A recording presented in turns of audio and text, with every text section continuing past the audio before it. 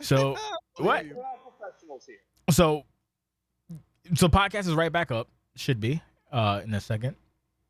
So we're gonna take this time to first play the smooth music in the background, which nobody but me can hear. And then the second thing we're gonna do is fix the title because it looks horrible. So let me do that right now. That is not aligned at all. And then I'll do the audio checks and then we can begin. So we have ourselves a full panel. And I would like to objectively say that I did not hate this show. That's the other. Wow, that's not. Wow, this is. Oof, I don't have my faculties. There we go. Save that. Okay. So first things first, we'll do a 2-in-1 combination. So we'll introduce people and then I can adjust the audio from there. So Don't order yourself, boss. Be a professional. We got this. I'm a professional, but it's just have to get your audio guys in check. So first things first, we have Jake Allen. Say hello. It's me. It's me. It's Jake Allen, DDP. We got finally back from whatever he was doing. We got Poppy Maxx Edwards. Hello. Say something. Hello. All right. You're also good. I got to lower you a little bit. Tiny bit on your end. I have to lower the music. We also have the almost champion, Colin Locke. Hey, how's it going? Don't introduce him like that. That's fucked. It's not fucked. It's the truth. What you want? I'm lit now, baby. I'm saucy. And happy birthday tomorrow, YEAN. Gene. El Yino. Yeah. So we got a 5-pack now for this. We got the clones in the booth. We got a 5-pack. Fatal 5-way. A fatal 5-way. So anyway, okay. So I think everybody's audio is okay. If it's not, I'll fix it. Mike said I'm low. Mike, am I low? Mike said you're low. Tell me. Oh, Mike's doing that on purpose. Fuck Mike. He's like he's like Deadpool with no combat skills. That ass. Yeah, That's crazy. he could have. He could have said that, Owen, but he wants to bring people down. He's a negative guy. What did Owen say that I did? Could have said new OCW women's champion. Oh yeah, fair point. Fuck you, Owen. You've been on that shit like this whole like day. You're on my shit list. I'm lit right now, so that means I'm negative, but whatever. Okay, so we have our panel. We have 5 guests. We have the Clash, which I would say would be a rousing success. Yes. Any disagreement? Oh yeah, Yes. great show. Didn't hate. Honestly, didn't hate. I have my nitpicks. If anybody's gonna disagree, they don't belong on this panel. I have to disagree because that's what I do because it has to be perfect and it's never perfect, whatever. So let's kick things off. I guess first and foremost, thank you everybody who participated in I voted for Nathan Courts. Am I on the shit list? Probably Owen. First and foremost, everybody who participated, great job. Like I think I'm gonna say, hold up, cage match, Cell, First Blood, North American, OCW, CCW. That's what 7 matches out of 9 had video packages, or is it 6? 6. So 6. Whatever percentage that is. International. Whatever percentage that is. That's again kudos to everybody. Everybody kicked it up on the production front. It's good to see. Very proud. Very happy. Yeah. We'll get into it as we go. But first and foremost, yes, everybody did a tremendous job on the production front. So happy. So proud. You guys are monsters when it comes to production, so that is fantabuloso, if you will. That being said, let's take us to the first thing. Do we want to talk about segments as well, or the matches and segments? How we want to do this? Loop them in. You run the show, baby. All right. So we have the Jasmine Caffey. Jasmine Caffey. Deborah. I was gonna say Debbie D segment. Video. Again. Throughout the entire broadcast, Jake was like, I suck at everything. I'm stupid and bad. But again, it was fucking great. Like, I don't really know what to say. It was that one I watched, but I watched the CCW one a lot because I like Bring Me the Horizon. But again, solid, told the story, didn't kill its time, did what it had to do. Let's talk about that. So we'll do Gene, then Max, then Colin, then Jake. Go ahead. All right, so first of all, I cannot take any credit for that hype package. That was all Jake. That is if Jake tells you he is not good at something or I didn't put it, he is a filthy, dirty liar. He is amazing. It has been a treat to work with him. And yeah, that video package got pretty much everything. It worked in the ambition stuff from last season, which I really appreciate because I remember he was against that whole thing, but we learned. And yeah, he did what he set out to do. He understood the assignment as he always does. Just a treat like everything else he does. Do you forget who's next? You forget who's next. Why Max. don't you run the show, huh? Max, you're up. What are you doing here? All right, Max. Uh, Max. I like the music choice for one thing. Start off with the whole pop, the weekend kind of fits with the Deborah Soto character, the Instagram Gramazon kind of thing. I also like the way the text came on screen. Overall, it's a pretty nice little short hype package for like a nice feud. Colin. Ongoing. Yeah, I'm gonna be honest. I had to watch this one without sound, but it looked good, and I'm looking forward to rewatching. You had to watch it without sound. Why? You Yeah, I think I had to watch a lot of this show up until like Hito Horse without sound because I was in a restaurant at the time. Nice. That's And the quality. pay-per-view was still good. That's how good the show is. That's the shit. My phone can't even run that shit on fucking Twitch. Jake, your shit. Show was tremendous. I love the show. We didn't talk about it, but the little walk-ins, like the NBA on TNT style, where like you're in the pre-show and they're coming off the bus and shit. That was like something unexpected that really, really, really rocked me. I know it's such a little thing, but I thought it was super cool.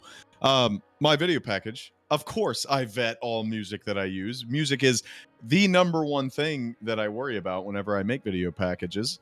And Deborah Soto, any of her video packages, they have never been on the same, musical spectrum as Quartz and anybody else. Like all of my characters have different kind of unique personas, and I wanted to reflect that here. And the power is power thing with Jasmine Caffey and her rise to fame, I wanted to really highlight that.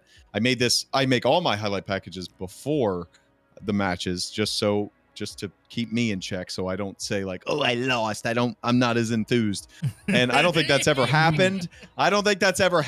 But I just want to keep myself in check. I want to make sure I'm giving it the full effort, and I'm going to assume I win every single match going in. But this one, like, I wanted Gino will tell you, Jasmine was like the main focus of this whole thing. We never thought it would make a pay-per-view, but we turned it into gold. Happy it made it, and I'm happy the package made it. We'll talk about it more in a second. Yeah, didn't hate it. So the match itself. So as I said, first things first. That's not me being sarcastic either.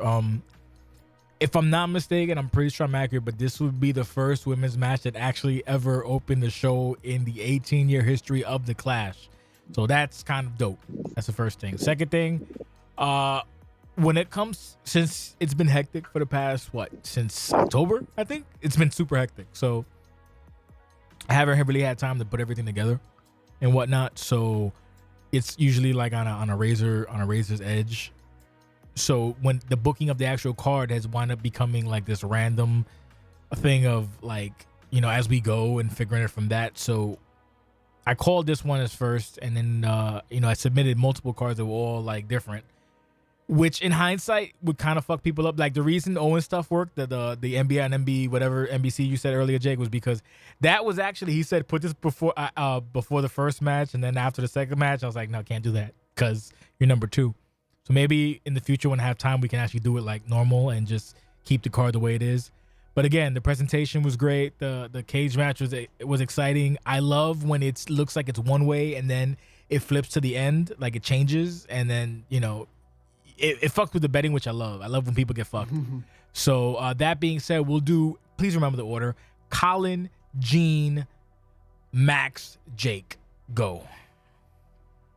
Yeah, I mean, like you said, this game does really, really well with comebacks. They're always the most fun thing to watch, and this was one of my favorite steel cage matches I've seen. Actually, it was like, I don't know. I really enjoyed this. It's one of those things where I can't actually say what it was about it, but I just had a bloody good time with it. It just hooked me.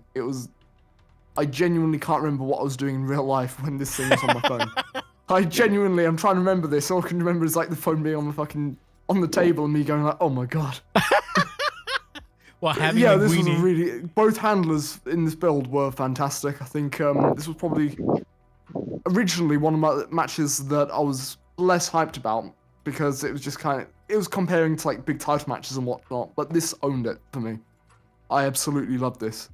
A really, really great match. So well done, both of you. And yeah, I think it's going to be a huge character moment for both characters going forward because, Jazz can get loads of momentum going forward. And Deborah Soto is just my favorite thing in the women's division at the moment. Just an insane character at the moment. Next up.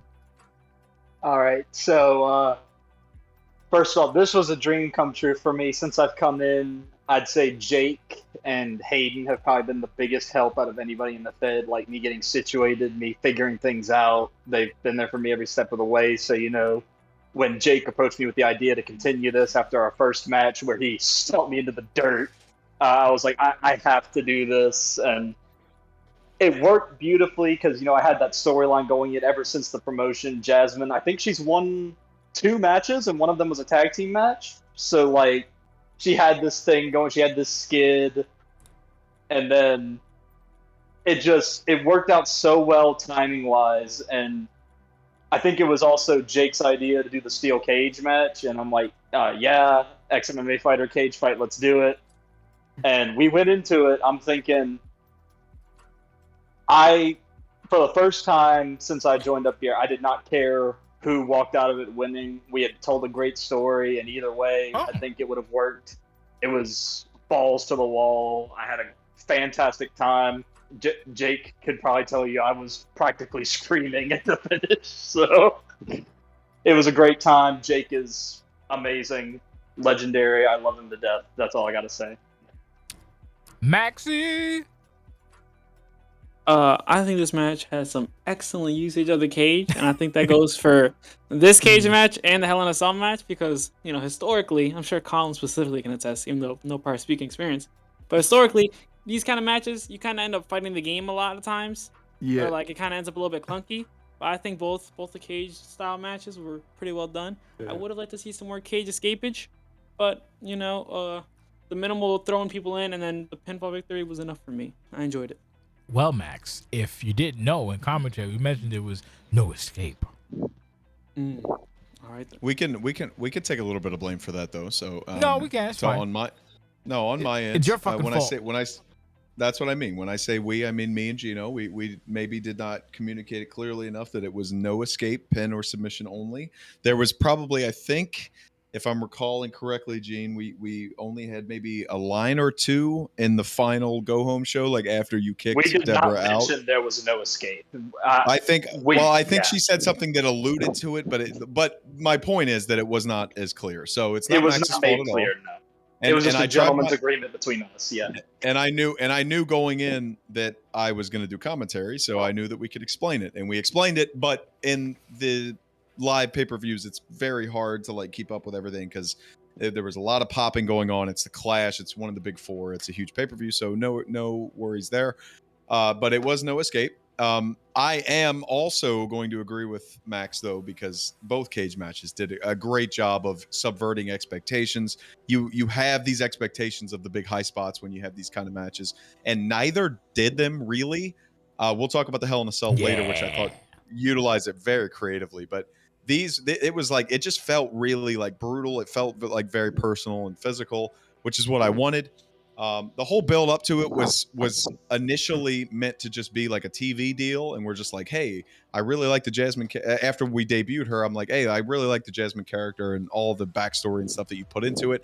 Let's like do it for like the big like go home show. I had it penciled in as like the not the main event, but the second to last match on Turmoil 290, and then as it evolved, and then we were like, I'm like, I'm gonna turn Debbie heel here, and like that's gonna be the best way to do this, and it has brought me into, in my opinion, what has been my favorite evolution of the character thus far. After I sat down and was able to give her this personality and everything, and then when Jay just put it on the pay-per-view, and I'm like, okay, great, because we kept it very vague as to when the steel cage match was happening. If you go back and watch the segments, there's never any mention of the Clash because we had no idea. Jay put it on the Clash. I'm like, that's fucking phenomenal. That's awesome.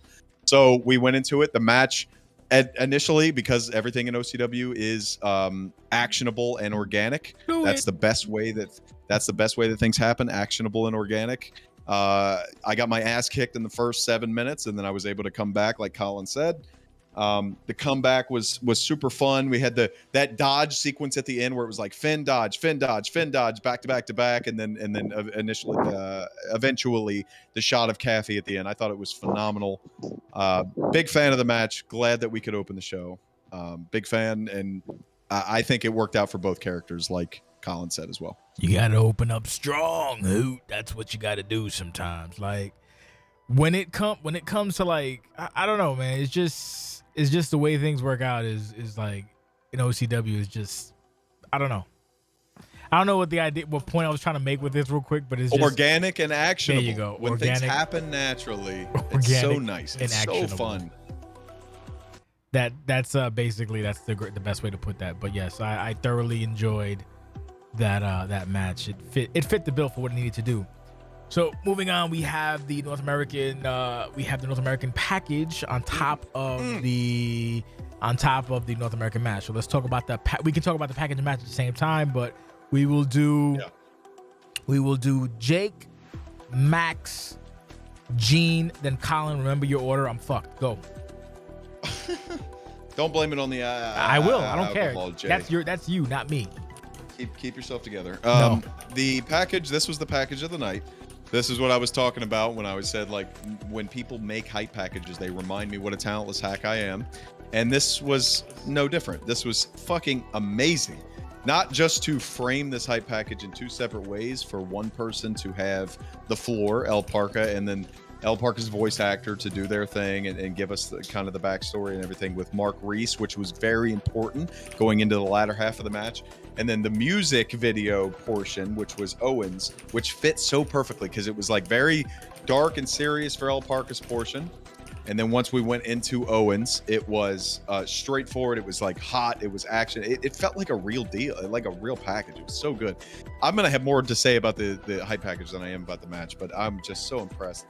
The whole story that they told with the package worked perfectly with the match as well, because it was Owen's redemption, his domination, not El Parka's redemption, Owen's domination. And that's what it was, because you can hear it on commentary in our voices. Like, he slams him, he puts him down, it's done. And then he can't really figure out the ladder. And then like El Parka stands back up. So you have that story of like, oh, he's been a shithead before, but his whole arc with Dillinger, like, he's trying to reconcile for all of that. And then he's fucking annihilated again. And then he gets back up again and he's annihilated again. Owen owned the entirety of the match. It was dominant from start to finish. And I think, like, in terms of crowning like a new top guy, a new star, I say top guy, it's a North American title, but to me, he is a top guy. This was a crowning performance for Owen. Shout out to El Parka for everything that he did. Brian, any production, any of the storyline work that they did there, man. Like, this was so well told, and Owen is there now. He's there. If anybody had any questions before, they should be squashed at this point. Maxi. I absolutely hate Jay for making Jake go before me, because now I'm gonna have to agree with this man. I'm sorry. Good. And this was a fence sitting motherfucker. Go ahead, go fence sit. by far and away just the best package of the night. And when I heard the pew, pew, whatever, I'm sure Colin can explain it better than me, but that just added so much to create like a cinematic feel to it and like a movie trailer kind of feel. And you had like Parka, talking over it. It was just amazing. And then, as Jake said, with the music portion of it, we just bang, bang, bang, back and forth. And it was so well put together, and it made such use of the time. Because I see it on the YouTube channel right now where it's at 5 minutes, and it definitely did not feel like 5 minutes. 5 minutes? I'm with you. Oh, It wow. didn't feel that long at all. As for the match, this match had just so much like creative and cool parts about it. When there's like the table on the outside, like just literally them hitting like 4 back-to-back moves on the ladder, and then Parker constantly getting up, which is really just the game fault. But I also do agree with what Jake said about just not being able to get up the ladder. Very disappointing, and it's what the ladder part is probably what robbed it from being match of the night for me. Because I think with the hype package and then just the coolness of the match, it would have been it. But if man just went for the ladder earlier, it would have put the cherry on top. Oh, I got shit to say about that. Colin, you're up. You caught me. I thought I was last, so you caught me in the middle of actually watching this bit. You might have been last, so fuck you.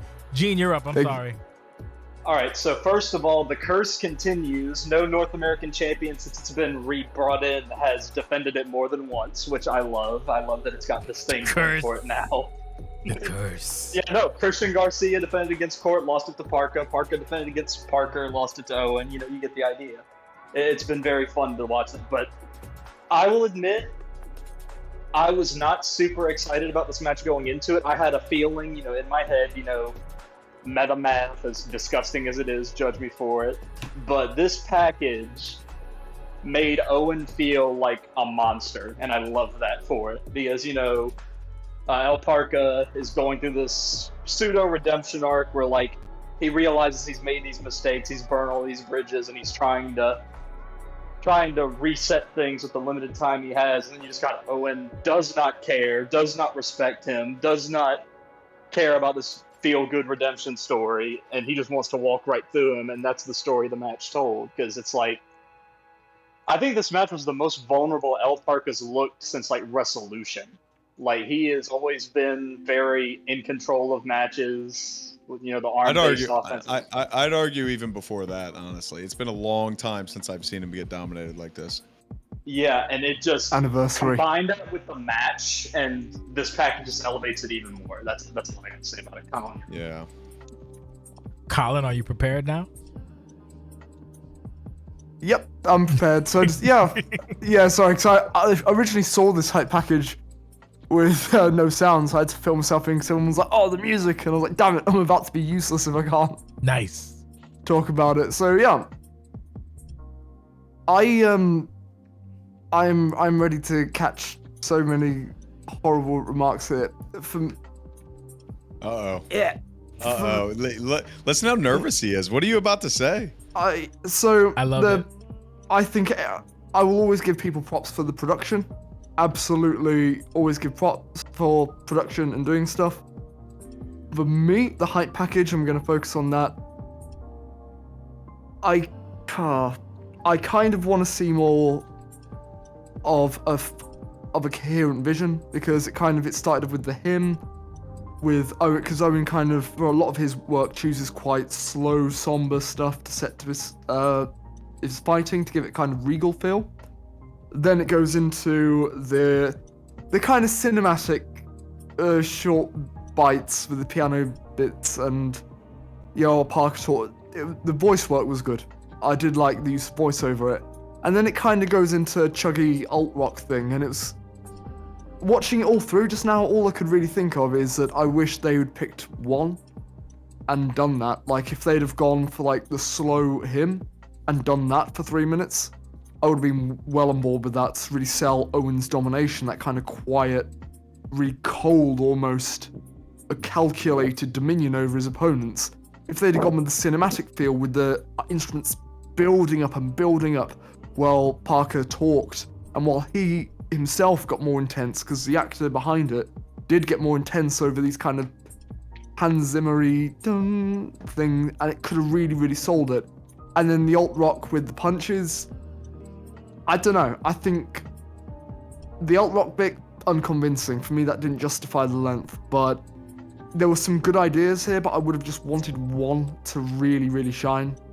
And I think Before you go into the match, Colin, I'm thinking, and now I'm thinking about it more deeply, maybe the problem with it is that in the build, the dynamic was El Parka changing to like a more reasonable, logical babyface type of character, and Owen was actually going for this fiery edge heel, but the video package had it reversed, because you had the Hans Zimmer deal, like this is the final boss, kind of scary, kind of like I'm the shit and I'm gonna kill everybody with El Parka, especially with the voice acting, and then like the alt rock babyface like uplifting thing was Owen, so it was kind of reversed there. Now that you mention it, I think maybe that didn't help it a little bit. I was still a big fan of it, so I don't, from a storyline element, I get it, but I'm interested to think if to know if that is a part of what made it not hit for you.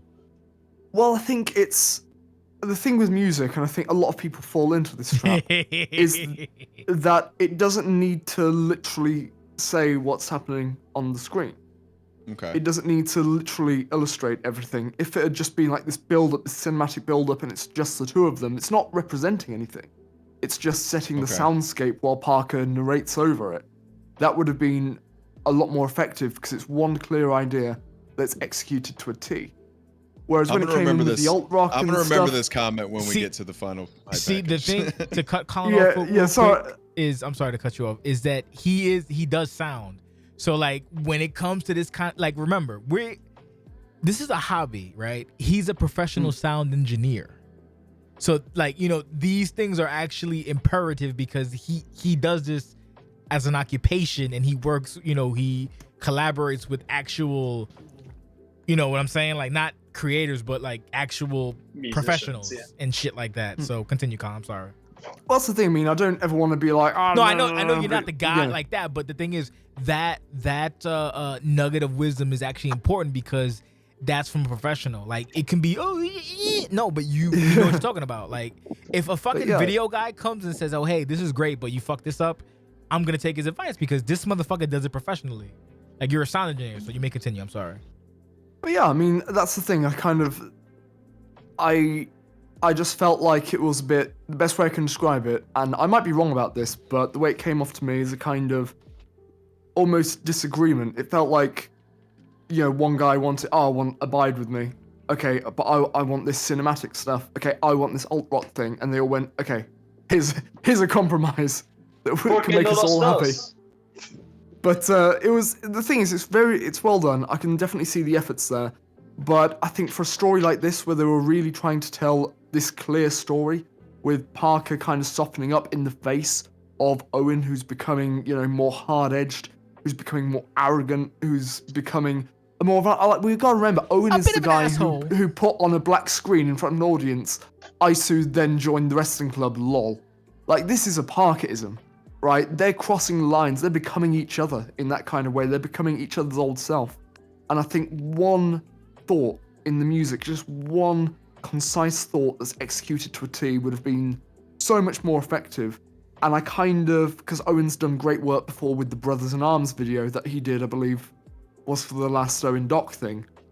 I've seen him do better, and I kind of was a bit disappointed. But I applaud the effort. I just kind of want to punch the music thing in, because this was so near that it's a third of a great thing, and it could have been a great thing for me. I love a fucking deep dive. See, when you have sorry if I'm just hijack things. No, it's good. When you have content and you have someone that can give you a deep dive on it, that's what you want, because everybody else does fucking porqueria garbage. Max knows what I just said, garbage. You know, we do good shit, so it's good that you can have a well thought out thought about what someone produced.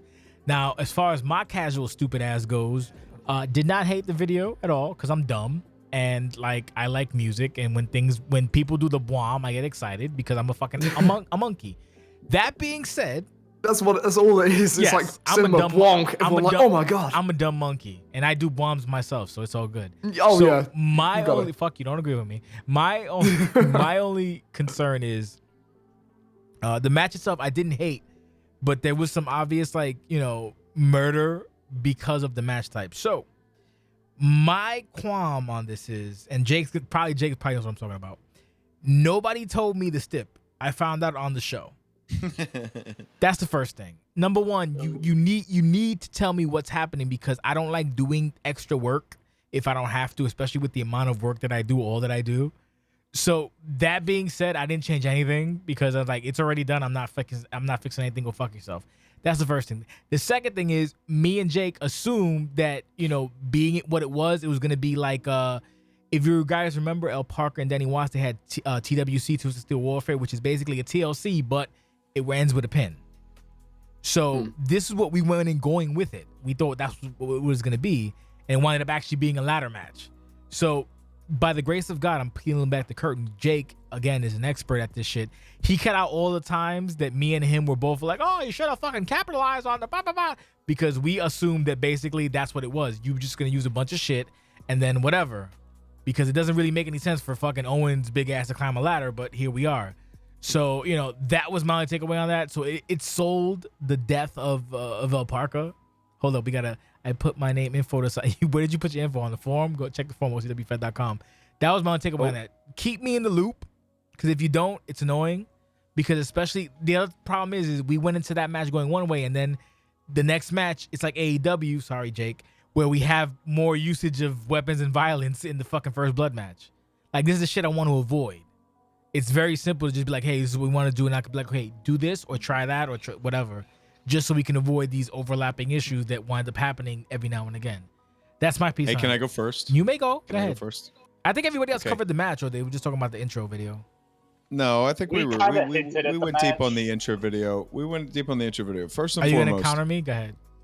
Hey, listen, buddy. In the Twitch chat, if you're still there, Space Biscuit, you visiting the website is not special.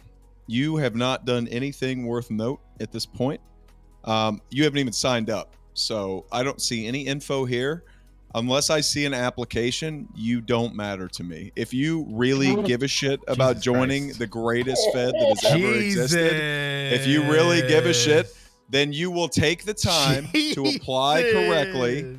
Jay, let me finish. You will Sorry. take the time to apply correctly, and you will go into the handbook and you'll read it, hopefully at least twice, and then you'll apply in the introduction and member application section. I imagine because you're in Twitch chat, you're not going to do that because you're a Twitter dork, and you're not going to, you don't give a shit. Bro. So, Oh no. so if you don't care, fuck off, and we will wait until people. We only want people who care. If you care, Bro. please apply, and I'll do everything I can to help you. This But I'm reminds not me of the interested- Jake commentary that but he I'm gave not- on but King I'm not versus Space interested. Biscuit. But I'm not Oh my interested in people who want to show up and post their call to CC and say, "Do work for me." So there's that first and foremost. Fuck off. We had a couple of those during the show, and I'm not Bro. interested in it. Now, let's move on to the match Go because ahead. that's way more important. That's way more important than Space Biscuit. Jesus. The match itself, I will say that Parka told me he did. Brian told me way ahead in advance that it was a tables, ladders, and chairs match with just pins. And I told Jay that after the match. I forgot because I do a lot of things. And when we went in to record the match, we did. Like, both of us were like, oh, I don't know why he's not going for the pin. And we were being professionals. And I did cut it all out to make sure that it was coherent.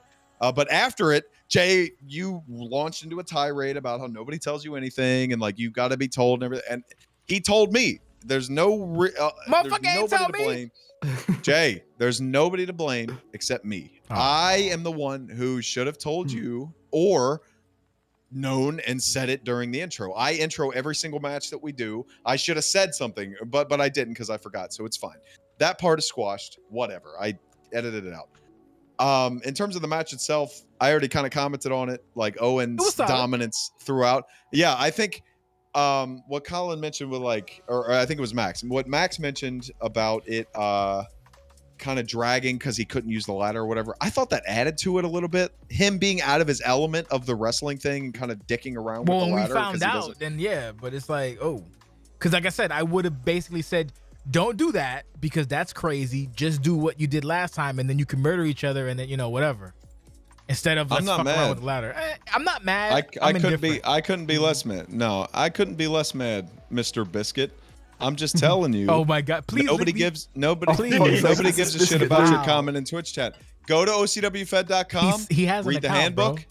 and apply. That's what I want you to do, and then I'll be in contact with you on Discord, and we can hook it up. And I hope you're the next big thing on OCW. Jesus. I love it. But Go ahead. So you know the match but, is good because we're talking about but biscuits. the match, yes, I'm sorry. The match. I thought it added a lot to it with Owen's dominance, and I kind of spilled my load when we were talking about the hype package already. So I've already said my piece. No, it We wasn't a can go bad on to the match. next It's just that I think that issue is what gave me a disconnect. But even at the end of the day, it was still fine because it was just murder. It was great. It was just like, it would have been better if it was just the other one, what the fuck I call it, TW what Twisted, that other one where we just pin, you murder but you pin. That would have worked out better for both of them because Owen doesn't fuck around with a stupid ass ladder. I skip. disagree.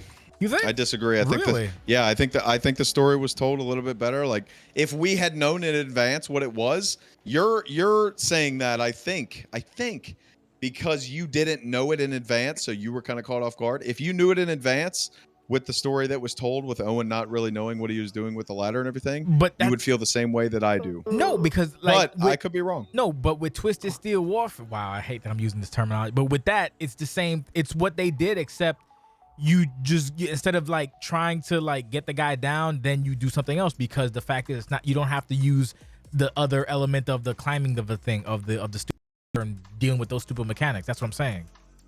That's the only takeaway from that. Like, it wasn't a bad match by any stretch of the imagination. Okay. My only thing is if it was that instead, that would have been easier for everybody involved, because you could have still had the same amount of brutality, but it would have, it wouldn't have like thrown people off when you wouldn't have to fight with the game, because again, both people died multiple times, but because the game the way it is, because it's a ladder match, gotta get back up. It's not their fault. It's it's a platform. I think only El Parca died. I think only El Parca died multiple times. No, when this motherfucker's head went through the ladder, there were no times other than when Owen was trying to do it where he was down for the count and there was a struggle with the ladder. Owen, because even when he did the DDT on the ladder, he picked him right back up because he knew, of the nature of the match. No, he would have done that regardless. Mama. But we're not gonna sit all day on this. Let's move on. We have to. We have the interview with Marissa. You mentioned something about it also during the chat regarding the Marissa segment. Did you want to add to it something about the green screen or whatever? Oh yes, I will comment on this and then we can move right to the match. So genius. This bitch, fucking Rye, is so talented. Stop that. This has been a struggle for me as well. When you record green screen segments, you really got to butt right up against the green screen on that big Titan wall. And sometimes if you want to get the whole body in it, or if you want to get anything below like the knees, there is a black line that cuts around the bottom that you really cannot do anything about game-wise unless you're on PC. And my answer to this was to crop everything under the knee so that it didn't appear. Marissa's answer in this case was fucking genius. To create a perfectly segmented green screen that was like angled perfectly as well to make it look like it's like a back wall. Yeah. So that the line that is under them just seems like it's the separation between the wall and the floor. And to do that and to create it so well, and it's so like nobody else would notice, but like as soon as I saw it, I'm like, oh my God, that's brilliant. And now I'm gonna probably steal it. Good. Big shout out to the creativity of Riot. Yeah, you called her. See you next Tuesday. So for the actual first blood, wow, for the first blood match, we'll do Gene, Max, Colin, then Jake. You're up, Gene. Oh boy. All right, so I'm gonna start y'all off strong. This was my least favorite match of the show. Damn. And that, let me say that is a testament to the quality of the show. That this match specifically is my least favorite, and there's only one reason. I think it dragged on a little too long. Fair. It felt a little long to me. El Parca versus Owen did as well, but that, like, I can understand with the ladder, like there was some shenaniganry, and then the ending segment with him fooling with the title went a little long, but it wasn't too bad. Like, I could understand most of that was the game. This, I feel like, and it's a thing that Riot does sometimes, and I love Riot, one of my favorite creators on this platform, but sometimes they get a little gratuitous with the beat stick, and I felt a little bit of that in this match. Gratuitous with the beat stick. But it was a good match. It absolutely told the story it needed to. Amber Ray, who has not really been around outside this feud that I can remember, she looked very good, had a good showcase. I will say this match made me care a lot more about the feud in hindsight, because this was probably the least, it was the most under the radar feud for me, as much as anything Riot does can be under the radar. Mm-hmm. But it worked so well. And aside from the length, it was great. I enjoyed it. I was very sports entertained. Maxie? I echo some of the thoughts. I don't think my thoughts are as harsh as Gene. It definitely was long. I don't know if it's my least favorite match on the card. It was kind of like on cruise control for me, where I was like, yeah, they're beating each other up, and they're still beating each other up. And then eventually, I think the issue was kind of, I guess, the way they did it. Now that the show's already happened, we can talk about how they did it. Right? Yeah, go ahead. I think the issue was kind of the way they did it, where I'd assume they did like a regular match, and then the victor, what happened. I think if they did a false count anywhere match, I can talk about that afterwards. But continue your thought. I think if they did a false count anywhere match, we could have had a finish on the outside where it seemed like the match would have naturally finished if it was like a real match where they were kind of beating each other on the outside and then they hit the big finishers and a whole lot of crazy moves on the outside. I think if it ended there, then I think, these sort of complaints wouldn't have happened. Colin? Yeah, I enjoyed this. I think I can definitely see where you're coming from about it being long, and with a match like this, the length kind of becomes a problem because if it is just like ultra violence, you kind of get desensitized to it after a while. So it does hit that cruise control thing. It's like, they're still killing each other. It's still going. I did enjoy it though, and I think this was a really good showing for both people.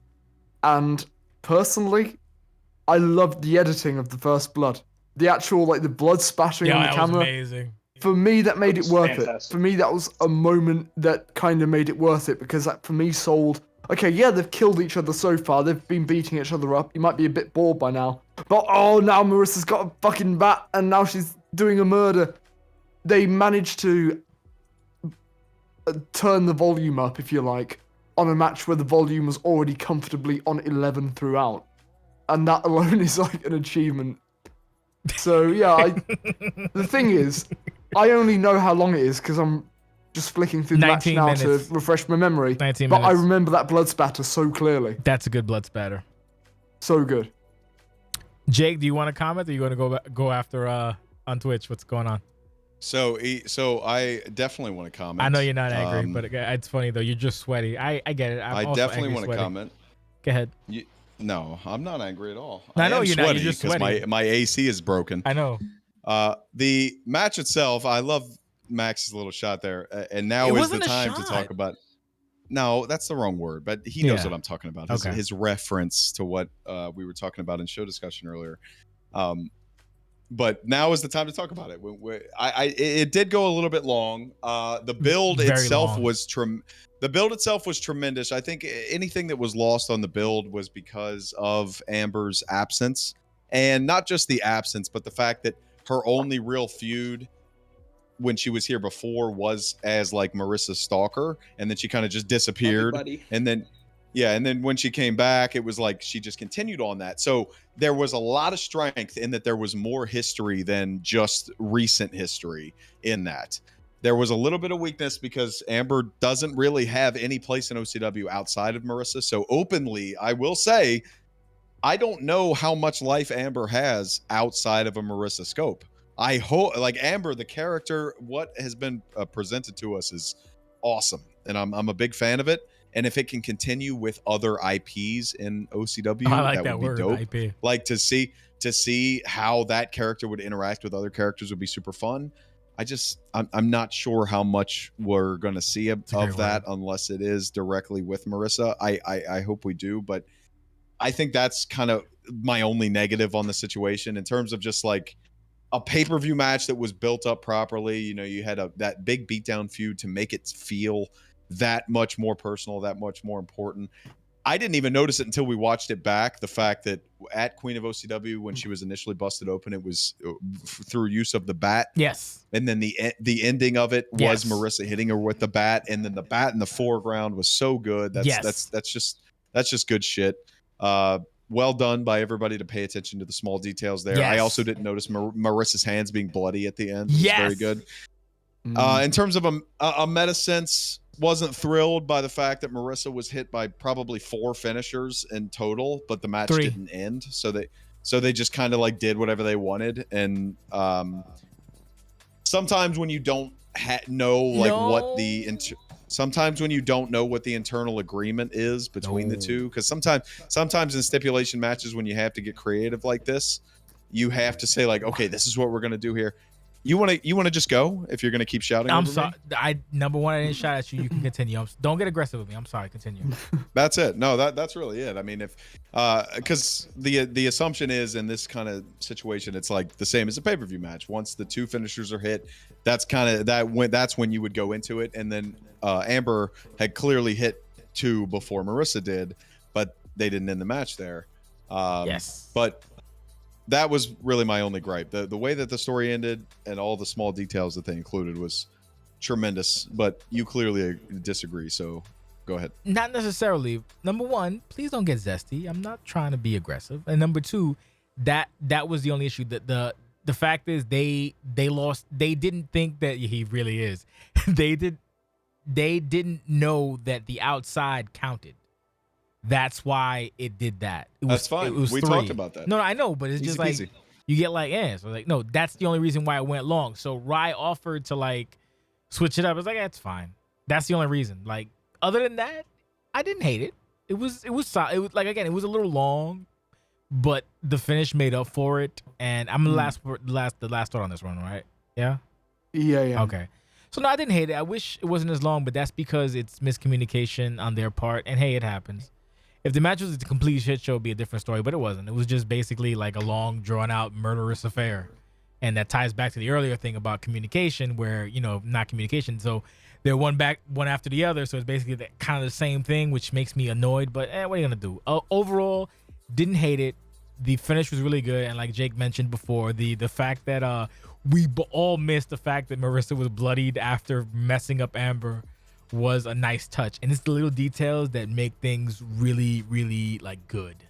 So, didn't hit the mark completely, but kudos to all of them involved. That was a great match, and it does make sense because if I'm not mistaken, the final thought on that is, wouldn't that mean that all the spooky shit that happened to Marissa while Amber wasn't around, that was Amber as well? Yeah, I believe so. Yes. yeah. So That was Did the they whole explain premise of the how story. Amber became magic? All that whole stuff that was Amber. So that's perfect. So that's been going on for like the past That's what I'm saying, 3-4 months. Yeah, no, good shit. So that's been going on for a long time, and it connects directly to the story that they had before it was interrupted. Yeah. So Didn't hate. Like, again, didn't hate. It made sense thematically and storyline wise. Like, relax, Jake. Moving on. what? Spicy boy.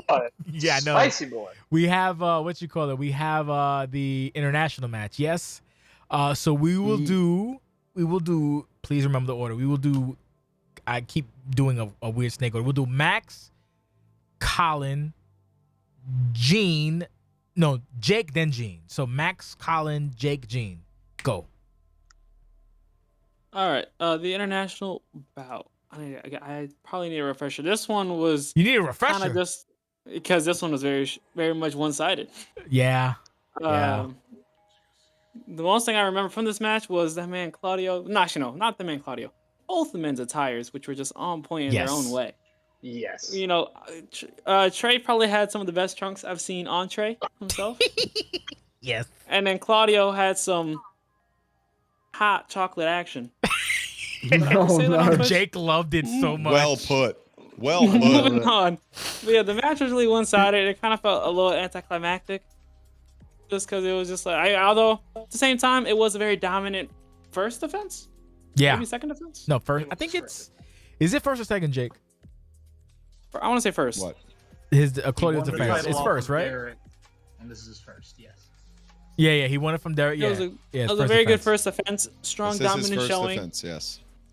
And that's great for Claudio. Hopefully Trey can, I guess ricochet off of this and keep the momentum going. I really hope so. I really hope Dancing Trey can ride again. I'm sorry. I'm laughing so hard. Can you have your thought? Oh, is it my turn now? Yeah, it's your turn. Wait. is it Sorry, your I was turn just or- like, yeah, it's I your was turn. just having a moment Yeah, I'm of glad. silence I for think- Dancing Trey. Okay, so yeah, So Dancing almost Trey is happened. one of my favorite things that I've ever seen in OCW. I'm not gonna lie, it's one. I just, it makes me happy, and I'm sad it was so one-sided, but the presentation of both guys was fantastic. I think Claudio might be one of my favorite mid-card champions I've seen over my time here. Definitely. So it would have definitely been a shame for him to lose so soon, and I think Ryan can do amazing stuff with it. But it was one-sided, and great showing for Claudio, and I reckon Claudio is going to have a really good reign, a really memorable one. I can't wait to see who fights next. Oh, he's But beastly. I really am pulling for Trey out of this. I really hope that this isn't the last we see of that character with so much momentum. I think I want to see him, doing some dances on some other characters. I think if he gets better at the game, I wouldn't be against him moving up the card. He's just a great character. He'd be a great tag team dude if we had a tag division still. But we that's another have a conversation tag for another division. day. You fuck. Wow. Jake, But no, I you both can, got. Jake can take over now. You done? You finished your thought. Jake can take over. Go ahead, Jake. Jesus Christ. No, Yeah, yeah. I mean, the yikes was more of a indictment on the fact that like reality was put forward. I am disappointed in the tag division. I wish more came of the Sanctum reign. Yeah, I'm sorry for. I've made this statement clear for all the members of Sanctum to this point. But it's been kind of a bummer. But that's a conversation for later.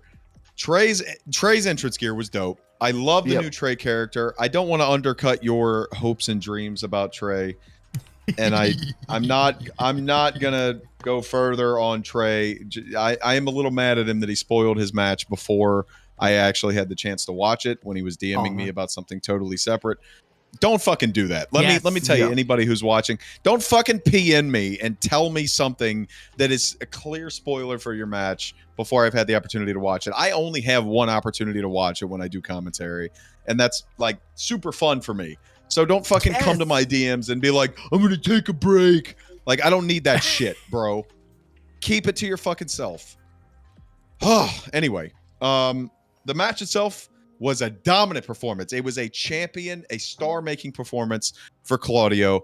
Similar vibes to what I got in the other mid-card title match, the North American title, with Owen absolutely beating the shit out of El Parca. This was like, he put him down, he taunted in his face, Trey got back up and he put him down again and he taunted in his face again. It was an absolute ass-kicking to the highest order.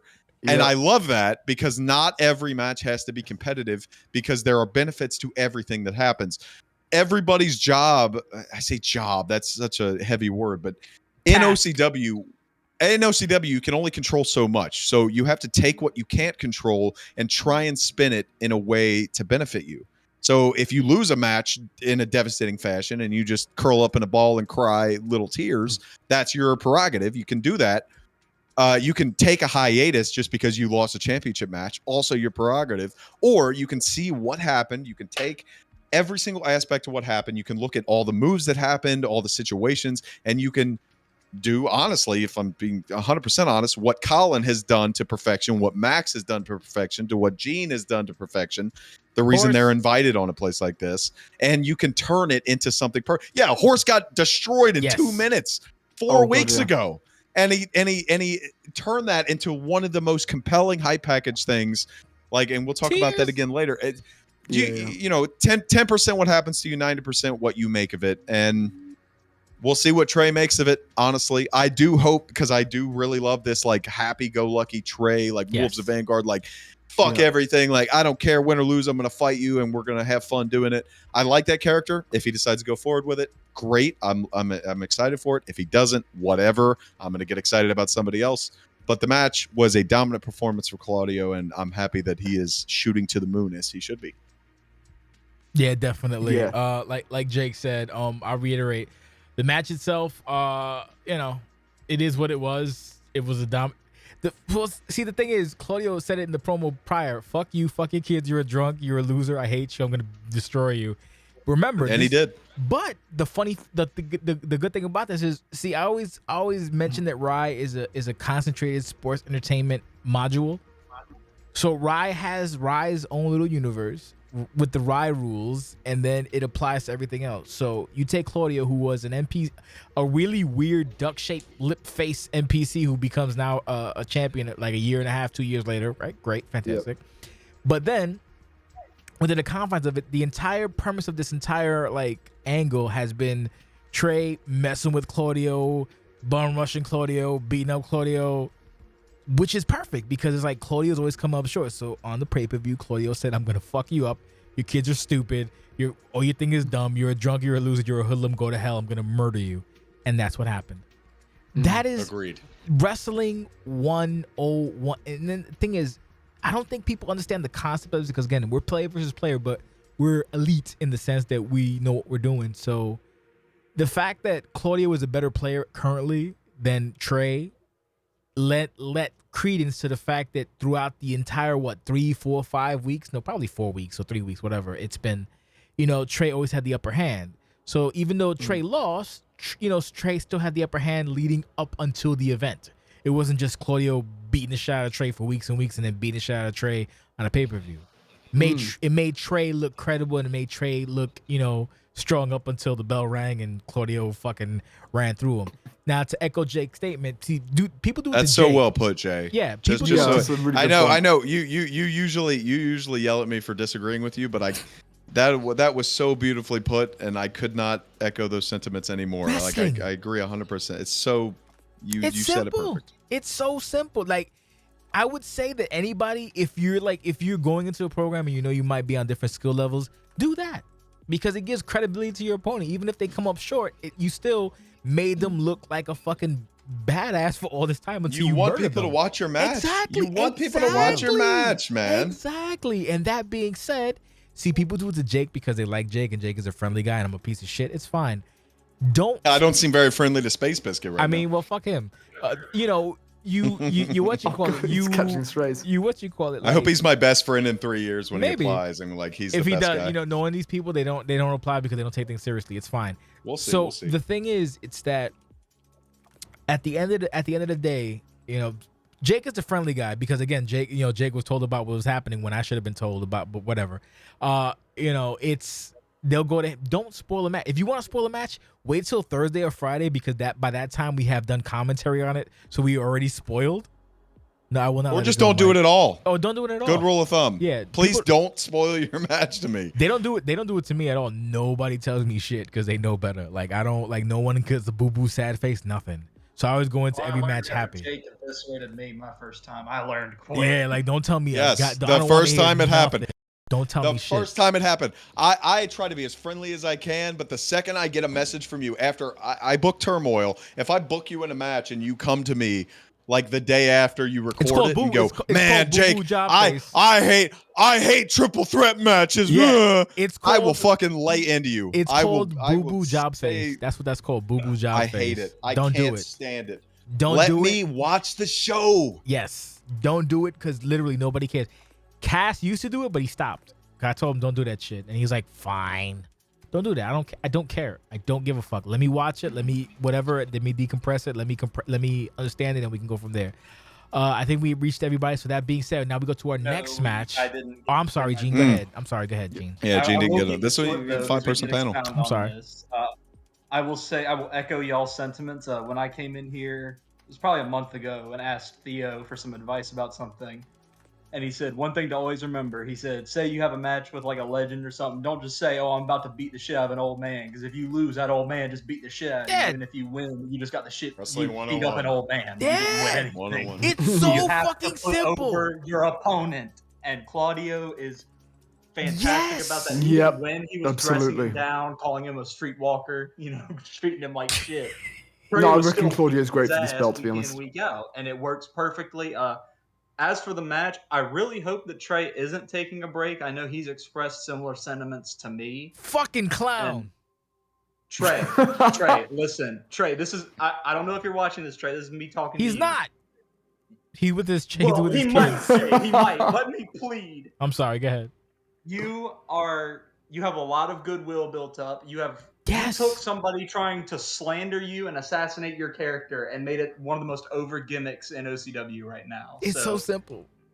If you need to take a break for personal reasons, I understand. But if it's just because, you lost a admittedly one-sided match, it happens to everybody. I got obliterated by KD in one match. I got obliterated in 3 matches back-to-back, if I remember right. And, it disheartened me. It don't I matter. understand. It doesn't matter at the end of the day. I Exactly. could You have a- I couldn't agree more, but honestly, Gene, I think Aries has heard this. Trey. Oh, Oh. wait, sorry. Let's move on. Oh, I lost my train of thought because wow. Anyway, hey. my only thought is basically at the end of the day, look, it's what you make of it. So it really doesn't matter, honestly. Like it's fine. You win, you lose. It's all good. Just it's. Don't be a bitch. Don't spoil your fucking match, and that's pretty much it. It's not like Jay will. I would constantly bring it up, but it's fine. I'll try not to bring it up, but it is what it is. So speaking of ass whoopings, we have the Mateo and Hitogui hype package. I want to do Colin first, fun. then Jake, then Max, fun. then Gene. No, we'll do Colin, Jake. Colin Gene, should then go Max. first. Yes, Colin should go first on for any every- match that Yes. had a hype package. Yes. Oh my god, I've got to rewatch all these hype packages. Oh, you haven't watched Give me a it? sec. You son of a bitch. Okay, so we'll do. I have Oh, watched really? it. I just need to refresh my memory of it because I only All watched right, the last let half him when go I was- last. So go watch it right running now, home. Colin. Okay, so we'll do. I will do that. We'll do Jake, Gene, Mac. No, we'll do Max, Jake, Gene, then Colin. Keep the order in mind. I'm sorry, I'm fucking with the order, but I gotta get a drink and I gotta piss as well. So, Jake, Max, Colin, and then I fucked it up. I fucked it up, right? That's fine. I'll Go start, take a piss. and we'll We'll figure Go handle ahead, it Max. here. You Max, start go off, and ahead. you guys go from there. I'll be right back. Jesus. Christ, I'm sorry. I'm sorry. It's all right, buddy. All right. This hype package, I think, crafted, the story pretty nicely, and more importantly, just captured the sympathy for Horse, which is, pretty crazy statement to say in 2022. I think with the just the sad music, I think sort of what Colin, even though it's switched up in the middle, but sort of what Colin was saying earlier about the other hype package, I think it focused in on that sympathy, and then the halfway switch was kind of a narrative shift to building Horse back up and kind of being one of the last chances he has kind of thing, even though it's not explicit, but that final run, I think it built up nicely. Jake, you can go after me. Yeah, for sure. I totally agree. The main point that I wanted to hit on was the sympathetic part of The Last Blacksmith, because it's very impossible for him to relay that himself as a character. Normally, you'll see this on pro wrestling TV with the character themselves, but the Horse's character, he will never relent. He will never give himself an opportunity to be felt sorry for. And I actually see that as a big positive. So these other media aspects, which he has done his entire career, by the way, his thing has been to be very consistent as a character on TV and on pay-per-view, and then in these other media elements and in the promo room on the website and everything. Those are the opportunities he'll use to establish the heel and face dynamic. Whether he's a heel or whether he's a face, he's always the same. And then in these packages, you'll get a very clear-cut sense of the direction he wants to go in. I think that he's done a very good job in this story of establishing the fact that he is more of the sympathetic figure, but this hype package did a great job to establish it.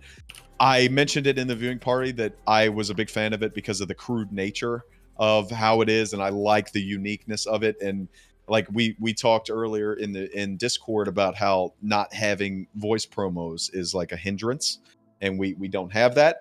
And I said in the chat, I'm like, you can't just put the text up on the screen and expect it to elicit the same emotions. And then he fucking did that on the show with text on the screen, and it still worked for me. And the music choice and the pacing and everything still, I think, was a massive part of that. Like, you can't just do the text. The story that they were trying to relay did a great job. I don't know if we're talking about the match right now, but my comment, the match was hyper competitive. We've already talked about the fact that they did not do all of the cliche Hell in a Cell things that you would expect. It felt very personal. It felt very physical because they kept it within the construct of the Hell in a Cell, and the creativity for Horse to go on top of the cell at the end to celebrate and then to get ambushed. So you still get that Hell in a Cell moment, but it doesn't happen within the confines of the match. I thought was super fun, super creative. It did not. The fact that they did that allowed the match to not go for 40 minutes, as most Hell in a Cell matches might.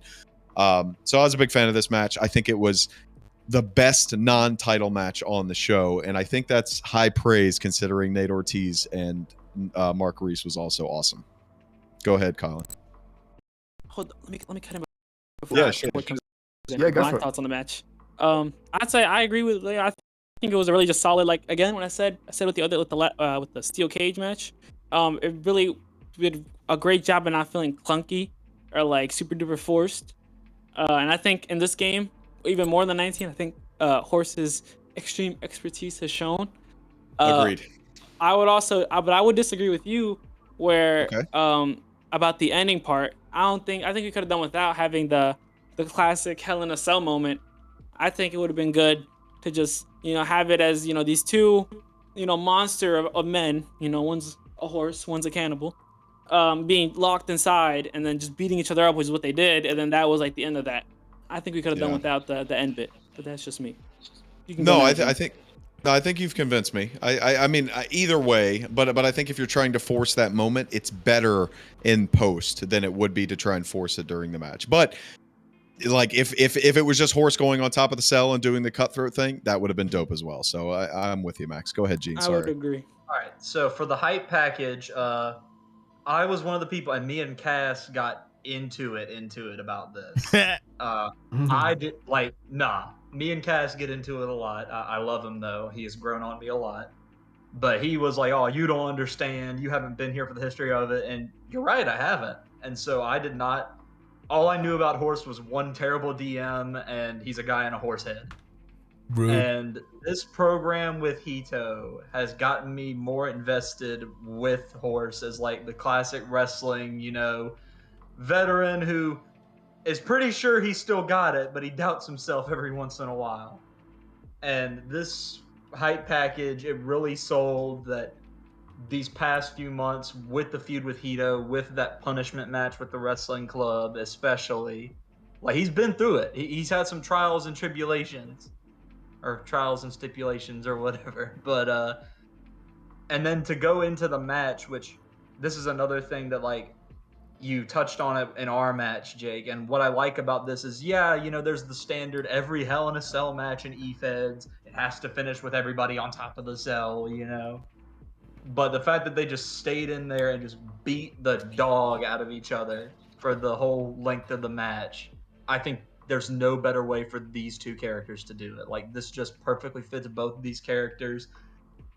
I'm not gonna lie, I'm shocked that Horse won. Like, he really pulled it back, but it told a great story in the process. Like, it subverted expectations in the best way, and it was just a great sports entertainment moment. He still got it. He still got it. So a great match, great build. I'm really interested to see where this goes next. I think It's over. I think it's over, right? It's both of over. these guys Oh need. my god. Both of these guys, whatever they do next, I am going to have my eyes like laser focused on it. So it's Same. great stuff. Did everybody else? Can I go or? Colin. Oh, I'm sorry. Go ahead, Colin. Great con. Yeah, so The great for the hype Colin video, Locke. Yeah, So- so he could watch the video. yeah. So for the hype video, really, really, really good. I think you mentioned, Jake, about the kind of text over the hype package, and it's one of those things that because we don't have voices, it doesn't work for everybody, and it can't work for everyone. But what I'll really put over Hito Griefor is his character has such a distinct manner of speaking, such a distinct voice. And I think it's almost better that you can't hear it, that he hasn't got a voice actor, because that's kind of what puts him over as this horrifying character. Like, for me, I think Hito Gui is the best villain in OCW right now because of how disgusting and horrifying everything he does and says is. And I think that's really, really effective, and it makes him the best figure for Horse to come back with. Because when you get, like, the anime music kicking in, the kind of Coheed and Cambria-ish sort of stuff, and Horse is coming back and Horse is getting his confidence, it's just the story we all wanted to see, right? All the video did is tell us the story that we want to see. That's it. I mean, it was bad when we were watching Horse getting murdered by John Carter, and it was bad seeing Horse kind of struggle with the game at first. But I know that for me, this whole thing was just a perfect segment. This is for me where everything just went and aligned perfectly. Because the match itself, again, loved it, and it was the perfect continuation of that. You had one of the most insane end games I've seen in this match, where it was just like Hito getting defeat from the jaws of victory, and the moment the second Horse stomp kicks. Oh my god, yeah. It was really, really great match. I'm glad they stuck in the Hell in the Cell bit rather than just messed around on the outside or tried to force spots. Because, they nailed it. Really, really great match. I think both of these guys, it sounds weird to say there's a future ahead for Horse because he's already had a huge career so far. But I'd love to see Blacksmith do more stuff when, out of character he gets more into the swing of things, and when in character he's kind of found his way back. And Jesus Christ, the sky's the limit for Hito Gui. My God. Like, genuinely, the guy can do... I mean, I'd love to see Doesn't have something bad like matches, basically. No, he doesn't. I'm just thinking, man, Hito Gui versus Claudio. Fuck, Hito Gui versus Owen, dude. That'd be insane. There's so many things that both these guys can do, and this was exactly what a match should be for me. Just the story it told from the first part of the highlight package to the last pinfall. Yeah, consistent, told one clear story, and nailed it. Yeah, brilliant. Loved it. So Jay, before you give your comments and transition us to the next thing, couple things. I love the differing perspectives here because it's very, very interesting to me that Gino comes in seeing Blacksmith as a veteran who thinks he can still do it but can't, but maybe can't, and that kind of thing, because that's a perspective I have for a guy like Pew or Nate Ortiz. The last Blacksmith has only been here since 2018. He joined after I did, so that's not a perspective that I have for him. But it's not saying it's right or wrong. It's just interesting because the way that you're perceived by people is the way that you present yourself. And Blacksmith, nobody can disagree that at this stage, and I think at all stages, he has functioned himself into a special attraction kind of deal. Thank you. And yes, he has done that. So like he shows up, and this matchup here has been perfect.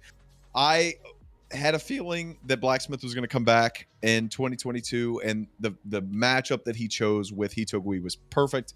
The perspective of everybody like seeing, and that may be why I enjoyed the hype package a little bit more, because I was seeing things that I had seen before. I was seeing things that I had seen when I was learning to love OCW, when I was doing these commentary.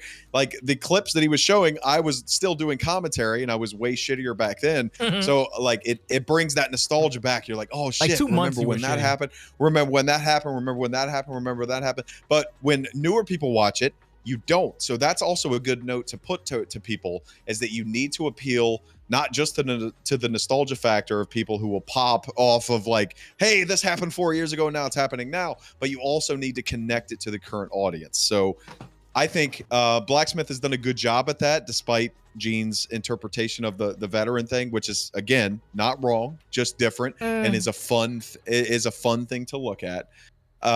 And the fact that the Hell in a Cell was in the middle and stayed inside the cell and like didn't overshadow anything and didn't force anything. I think we've talked about that a lot, but it's so important, and it's a big reason why this show was top to bottom tremendous.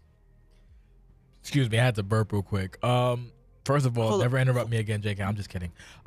So no, like I think this might be my match of the night. I'm not sure. There's like 3 match of the night contenders in my head, but this might be match of the night for me. And I might actually put it as a match of the year candidate as well. So here's the thing with Horse. Horse is not necessarily a veteran, so to speak. But he is a special attraction. So I know it might be wrong. I don't know if this is the truth now or whatever, but whatever. Some people give Horse shit or whatever because, he is a special attraction. And it is what it is. Like, not everybody has to be here week in, week out and grind it out. Like, some people do, and it's not a knock on either or, but Horse to me is someone you can put somewhere with a dance partner, and I can be 85% sure I'll be entertained or I'll have at least a competent match. Obviously, it depends who you put him with, but as we learned, if you put him with Hito Gui, you get some good shit. So right now it's 1-1. For the most part, Horse doesn't like. That's the funny thing about Horse, because I swear it might be me, but like people, Horse is the shit. He came in as a rookie with that stupid horse mask, and people clowned him, but it got over to me and to people who matter. He did the Ascendi thing, and it got over to me and people who matter. Like, he's just, I don't know. He's like Rye. He is an encapsulated sports entertainment module, and like Horse doesn't do wrong for me. So this was good. This match told a story that it had no business being as good as it did. I know they wanted to go outside, but neither knew how to use the wrong door. They used the wrong side, so they stood inside. But it was still a good fucking match. You know, when he fucking hit the Hadouken, I thought Horus was dead, and no, it's a good fucking. It told a great fucking story, and the scene where, like, not even the scene, but when Hito went for the thing and missed, Horus went for the stomp and missed, and it's like they're good together. It's a good fucking combination. And the fact that they, like Jay said, they didn't go outside, added to it. At first, I was a little like, ugh, well, they're not going outside. But you know what? They didn't have to force it to go outside. They tried. They failed because they did the wrong side, so they kept it inside. It was a good fucking match. And then at the end, gave us what we wanted. Hito died for his sins. So I wonder what happens next. Oh, no. What would happen to Horus? Hito's down for the count. Oh, no. Who knows what happened? Something? What happened? What happened, Max? I'm not sure at all when we talked about this. I'm not sure if it was Don't Come to New York or whenever they first started their feud, which might have been like Preston Rising. But I'm pretty sure when we first talked about this, when they first kind of made contact, we said it was like a meeting of like one person on their way up and one person on the way down. Really? I'm pretty sure that's what we said that, like, in terms of like. I won't deny if I didn't say it. I probably did, but like, go ahead. But now, I'm not gonna do lazy comparison. I'm gonna say it in a more pleasurable way. But can we consider this a passing of the torch from one batshit crazy, morally reprehensible person to another? Not even, because Hito hasn't been long enough to pass the torch. So it's kind of like this, because the thing is, for like Gene considered Blacksmith to be like this veteran. He's not. He's a normie, like not to be a shithead, but like Quartz and like Skull. He's the modern day guy. He's just a special attraction because he doesn't have to be here every week doing matches. He can show up for a pay-per-view and it'll deliver, usually, mostly. Well, Jay, I don't mean to pontificate or, actually you. You could actually, it's all good. That's what you invited. Go ahead. When I see horses, like when I see characters like Horse or veterans, like there's tiers, I guess no second describe. Like there's veterans that are like Quartz or Cass or people that have been here for like a certain length of time that, like, when I say that, I mean they're well-established characters that, like, they can carry a match on their name value. That's what I think. Like, there doesn't have... Yeah, and that's what I think of when I see people like them, and it's a broad strokes. Like, I'd say Horse is something of a veteran. I mean, Horse is something of a veteran, but Rex is also a veteran, just in a different, like, on a different would call level. Rex a veteran, and Horse is not necessarily a veteran, but he is to me, he's a marquee name. As a matter of fact, and we will to the next match in a second because we're actually making good time, but Jake had like a card order. No, we are not. Yeah, we are. Fuck you. We're halfway through. Don't deflate me when I'm feeling good. Stop it. I'm having fun. I'm having fun. Too, For anyway. what it's worth, I could talk about OCW for 8 hours. Great. So well, you can't beat keep me going. because I could talk about it for 9 hours. Anyway, back to the action. I'm talking about it for 13 hours. About 13 hours, you son of a bitch. Fuck you, Cass. Anyway, so like I was saying before, fucking Jake threw me off my train of thought. God damn it. So Horse is like, oh fuck, I can't remember what I was gonna say. God damn it. Look, I like Horse. Fuck you. Horse is the best. Hito died. Maybe something better happened to Horse. Who the fuck knows? Moving on. We have the women's match. Yes. I believe so. Yeah. Okay. Yeah, So, women's title match, boy, that women's title match. So, fun fact. Which one? Peeling the curtain back. Fuck you. Peeling the curtain back on the women's championship match. So I'm an idiot, and I guess Jake might be an idiot too. We were like, I was like, why is this so long? Why is this?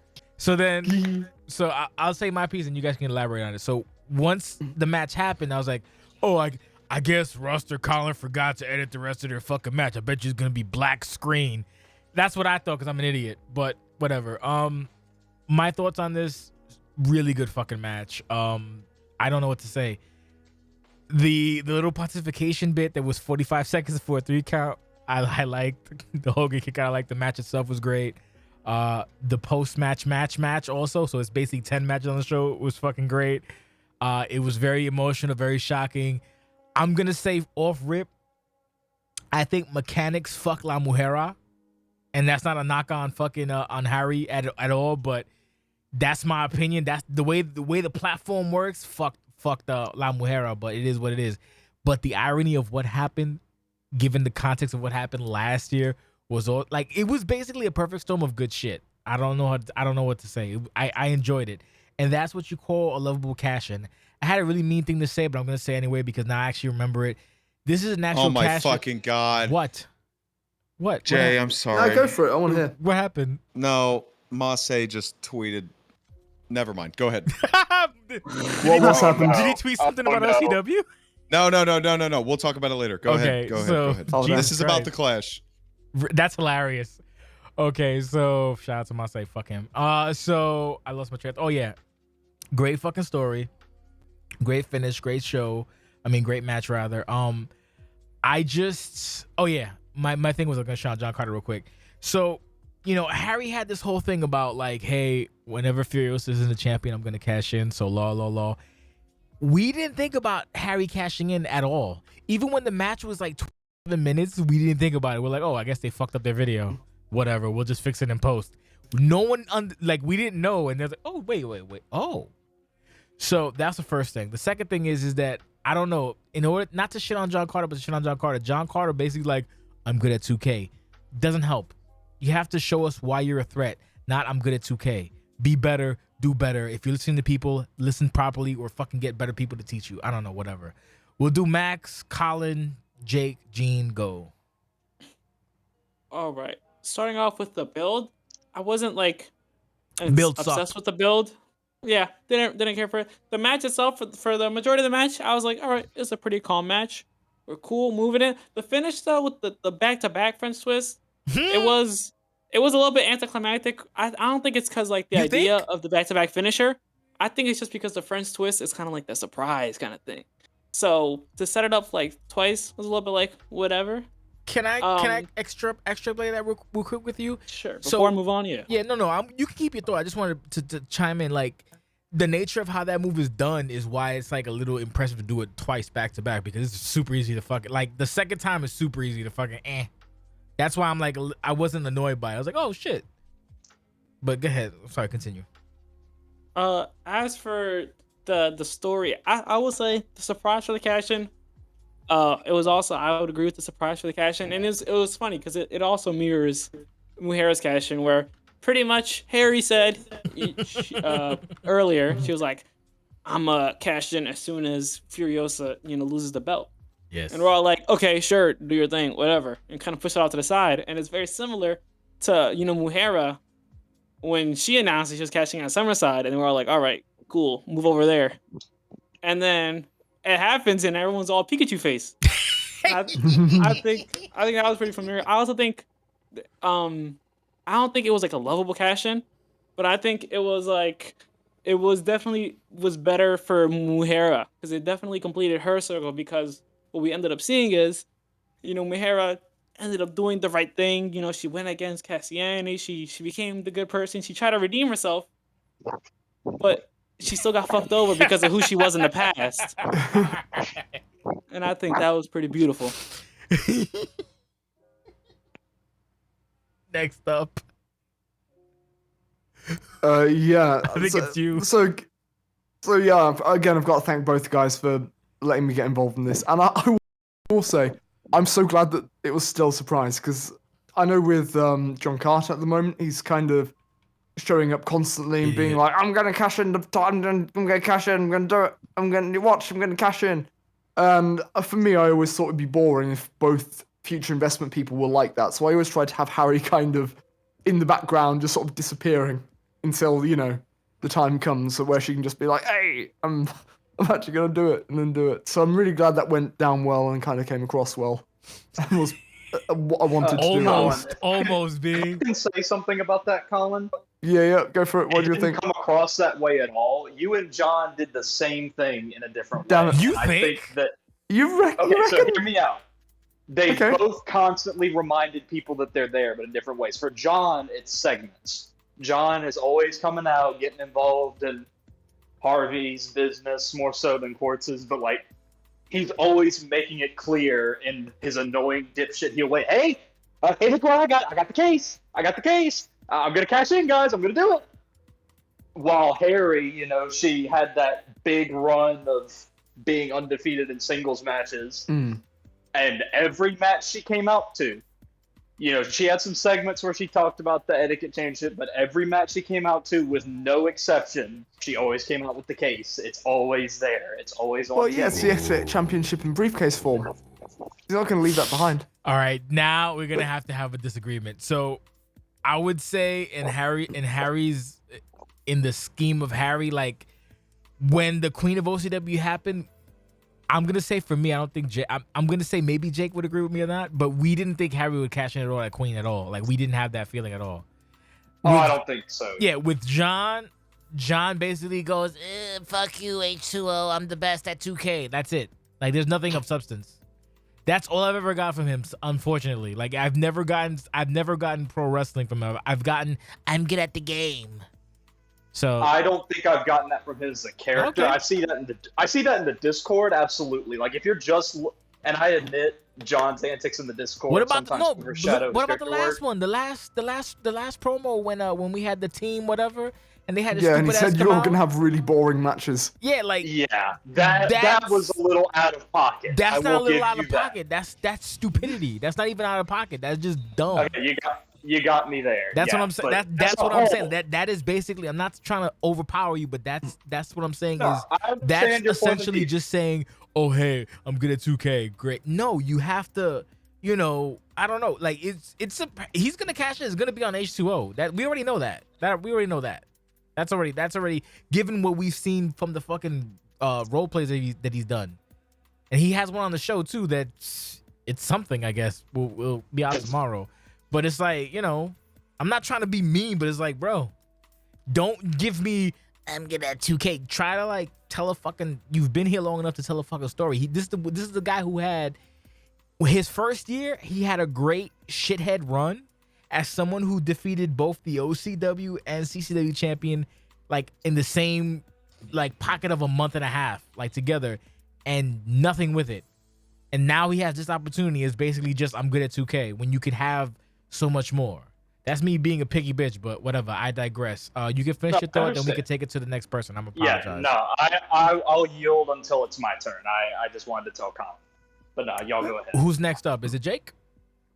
Yes. Yes, go ahead. Sorry. I loved this entire spectacle. This was the moment of the pay-per-view. Yes. From top to bottom, from Castianity, like the whole story that they told and everything that led up to it. This, I mean, if you want to look at all of the elements, this dates back to Chaos Theory way early in 2022 because La Mujera and Furiosa were a big part of that entire story against myself with Terra. Doma. Jesus, Doma. double burp with Terra de Turris. And so that's maybe why I'm a little bit closer to it because I know all of the ins and outs to it.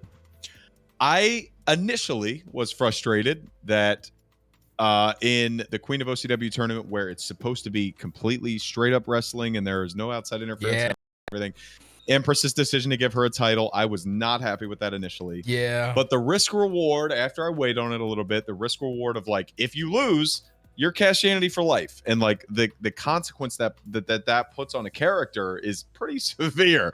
So I was okay with it by the end. I was shocked that La Mujera won. Yeah. Absolutely blown away. I don't think But the anybody thought minute- La Mujera was gonna win. But Jay, you and I both know the minute that she did win and we saw how long the video was, we knew that there was more story to tell. You did. I was still until the music. You hit. did not. You Yeah. did not. You did not. You did not pick up on it. But I said that before it started. You're like, 26 minutes. What the fuck are these people doing? And I'm like, I have a theory, but I'm not entirely sure. And so we watched it. And like once you click play, it's like hard to remember like how long it's been and all that stuff. So like by that time, like once the match ended, even I was like, oh man, a 26-minute match, and that was a banger. I'm so happy. Great for La Mujera, 3-time champion. I gotta tell you, Colin, and I know you were a part of this because both Rust and Harvey are too dumb to do it themselves. The darkening of the thing on the celebration to signify the fact that an entrance was starting is such a small thing, but it's it's so cool to me. It's so great. And you'll know, you know, I know, you know, because I stole it from you when we did it for when Cass and I brawled to get him and I away from the match. I think when H2O fought somebody, I don't remember who it was, but it was Claudio and H2O were fighting. Cass came out with him, and I did that like lower lighting thing, and I tried to do it. I didn't do it as good as you, but it's so good thing. So I have to compliment you on that.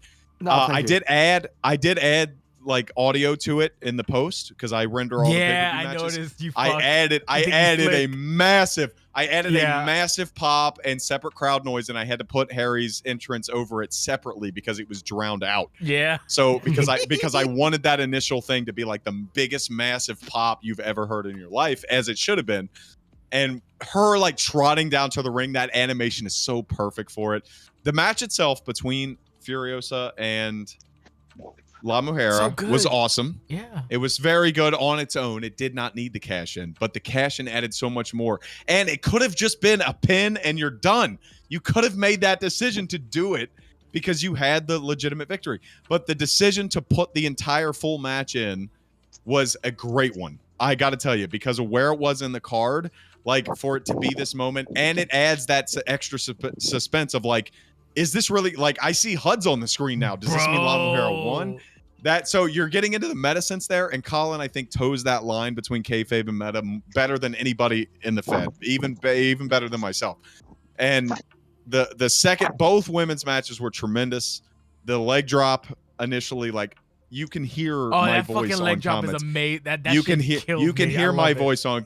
You can hear my voice on commentary. I'm not exaggerating any of that. That's full on crazy fucking holy shit. This woman is the new world's champion. The sky is the limit. Honestly, you could do whatever the hell you want. When a person like Colin is world champion, there's no. It doesn't matter. It doesn't matter who he fights. He could fight. He could create a character tomorrow and fight them. And because of his work ethic and production value, it would still be fun. I know he's not going to do that because he values the other women's division too much, but like, you know, there's certain people in the Fed where like they win the title and you're like, well, I hope they can make something out. Colin's not one of those people. Harry Etiquette is going to have an awesome reign. Even if it lasts 0 defenses, it's going to be memorable. It's going to be remarkable and awesome moment. It's the moment of the night for sure. Bro, the celebration, the fucking celebration that's going to happen on the show is going to be so stupid and amazing and stupid, but amazing, but really stupid. Just so stupid. Gene, it's so gonna be so fucking dumb. First off, Colin, thank you for ruining my birthday. I hate you. Okay, so first of all, there was only. Let me start with things I don't like, and there's only one. I don't like the double finisher thing, and I'll tell you why. The French twist is basically just an extremely elaborate roll-up, and I feel like my wrestling brain sometimes I can't turn it off when it comes to OCW, and I'm just like 2 roll-ups in a row and the second one worked. That just feels a little stupid. But that's just the game. That's how they chose to play it. It did not take me out of the match at all. Now, I will say, I liked both things, but I think of the 2 sections, the cash-in and like the match that came after it is my favorite one. Because like from a character perspective, it does so much for everybody involved. First of all, we talked about the cash-ins already, like the holders of the briefcases. Harry has been by far the more menacing briefcase holder. Because, like, she's not quiet about it, but she's more low-key, is how I can describe it. Like, you had the, you know, the occasional video segment, the occasional RP, but every match, and Harry had a lot more, I think, singles matches than John did. And every time, always had the briefcase, always there, always in the background. And then she comes out and she has that match with Muhera. And just like the story it told with Muhera being down so bad and almost making a comeback, that quiet desperation, that was just amazing. That was pure pro wrestling. That was the last desperate gasp of someone being like, please no, not like this in wrestling sport. And Harry just destroyed that. Like Harry just came in like the little homewrecker she is and ruined everything. I will say, I believe, and Colin can absolutely make anything work. Like, if he told me, hey, I'm giving Lotus Flojo a title match on Riot or whatever show we're coming back on, and y'all approved, I'd be like, sign me up. But I think there is a natural next thing for Harry to do. I think we all know like logically who would be the next shot, but that's for Colin to decide. It's not my place. I'm excited to see what he does with this opportunity. I think he absolutely deserves it. The sky's the limit for Harry as a character at this point. I'm really, really interested to see what Muhera does from here. Like, extremely interested. Well, And hopefully she leaves Castiana. That's the first thing. oh yeah, if she goes back to Castiani, I'm gonna be upset. I don't Like, think so. I'll kill Pierre. Did we catch everybody, or everybody made I a think comment? did Max get anything? Max, did you say anything? I started it off. Also, I do Oh, want to okay, add one yeah. last thing. Go ahead, add your Is stuff, that- Max. While she was kind of winning the belt, right? And I was kind of just looking at it. At first, during Furiosa's entrance, I was like, yo, why is she kind of dressed like La Mujer? Why is she, sort of? And then the more I looked at it, I'm like, wait a minute, yo, La Mujer not really looking like La Mujer these days. La Mujer kind of looking like Zoe Cole nowadays. What's going on? I love you so much, you fucking Dominican bastard. That was it. No, it's good. It's smart. You pick up on the fucking little things. No, this thing had it all. If I'm gonna be super producer sensation annoyed, my only issue is that Harry didn't have a new fit for the cash in. She Well, she should. didn't know she was going to cash in. I Didn't know mean, Hera fuck was gonna you. win. She always knows she's gonna cash in. She should be always ready for the cash in. Other than that, no. The fact that it got I love Colin, I love Han, but I'm gonna let's face facts. It came down to the fucking wire, and that fucking whatever kick fucking sealed the deal. If not for that shit, it could have been an almost Elliot Parker situation. And Yeah, no one's well, gonna tell me any fucking different with that. It was perfectly close. It Bro, was- that Yeah, the shit, thing is- that shit took more than half. Just because thing is, so though- late. Go ahead. What I love about that though is that, 'cause, I mean, you can analyze it for ages, but I think when me and Rust originally did that match, I think that was perfectly laid out It was great. because it's a moment where, I mean, Mahera again, cash in does screw you out a bit, but with the game's stun mechanics and stuff, you're kind of thinking, That's "Oh, it. That was if it was it, just bro." one more move, if Mahera had done anything other than press square to let me get the breaker or anything, If you maybe. didn't hit that breaker, it might have gone differently just because, like, I guess the damage, because once you hit that thing, then the fucking meter said, fuck you.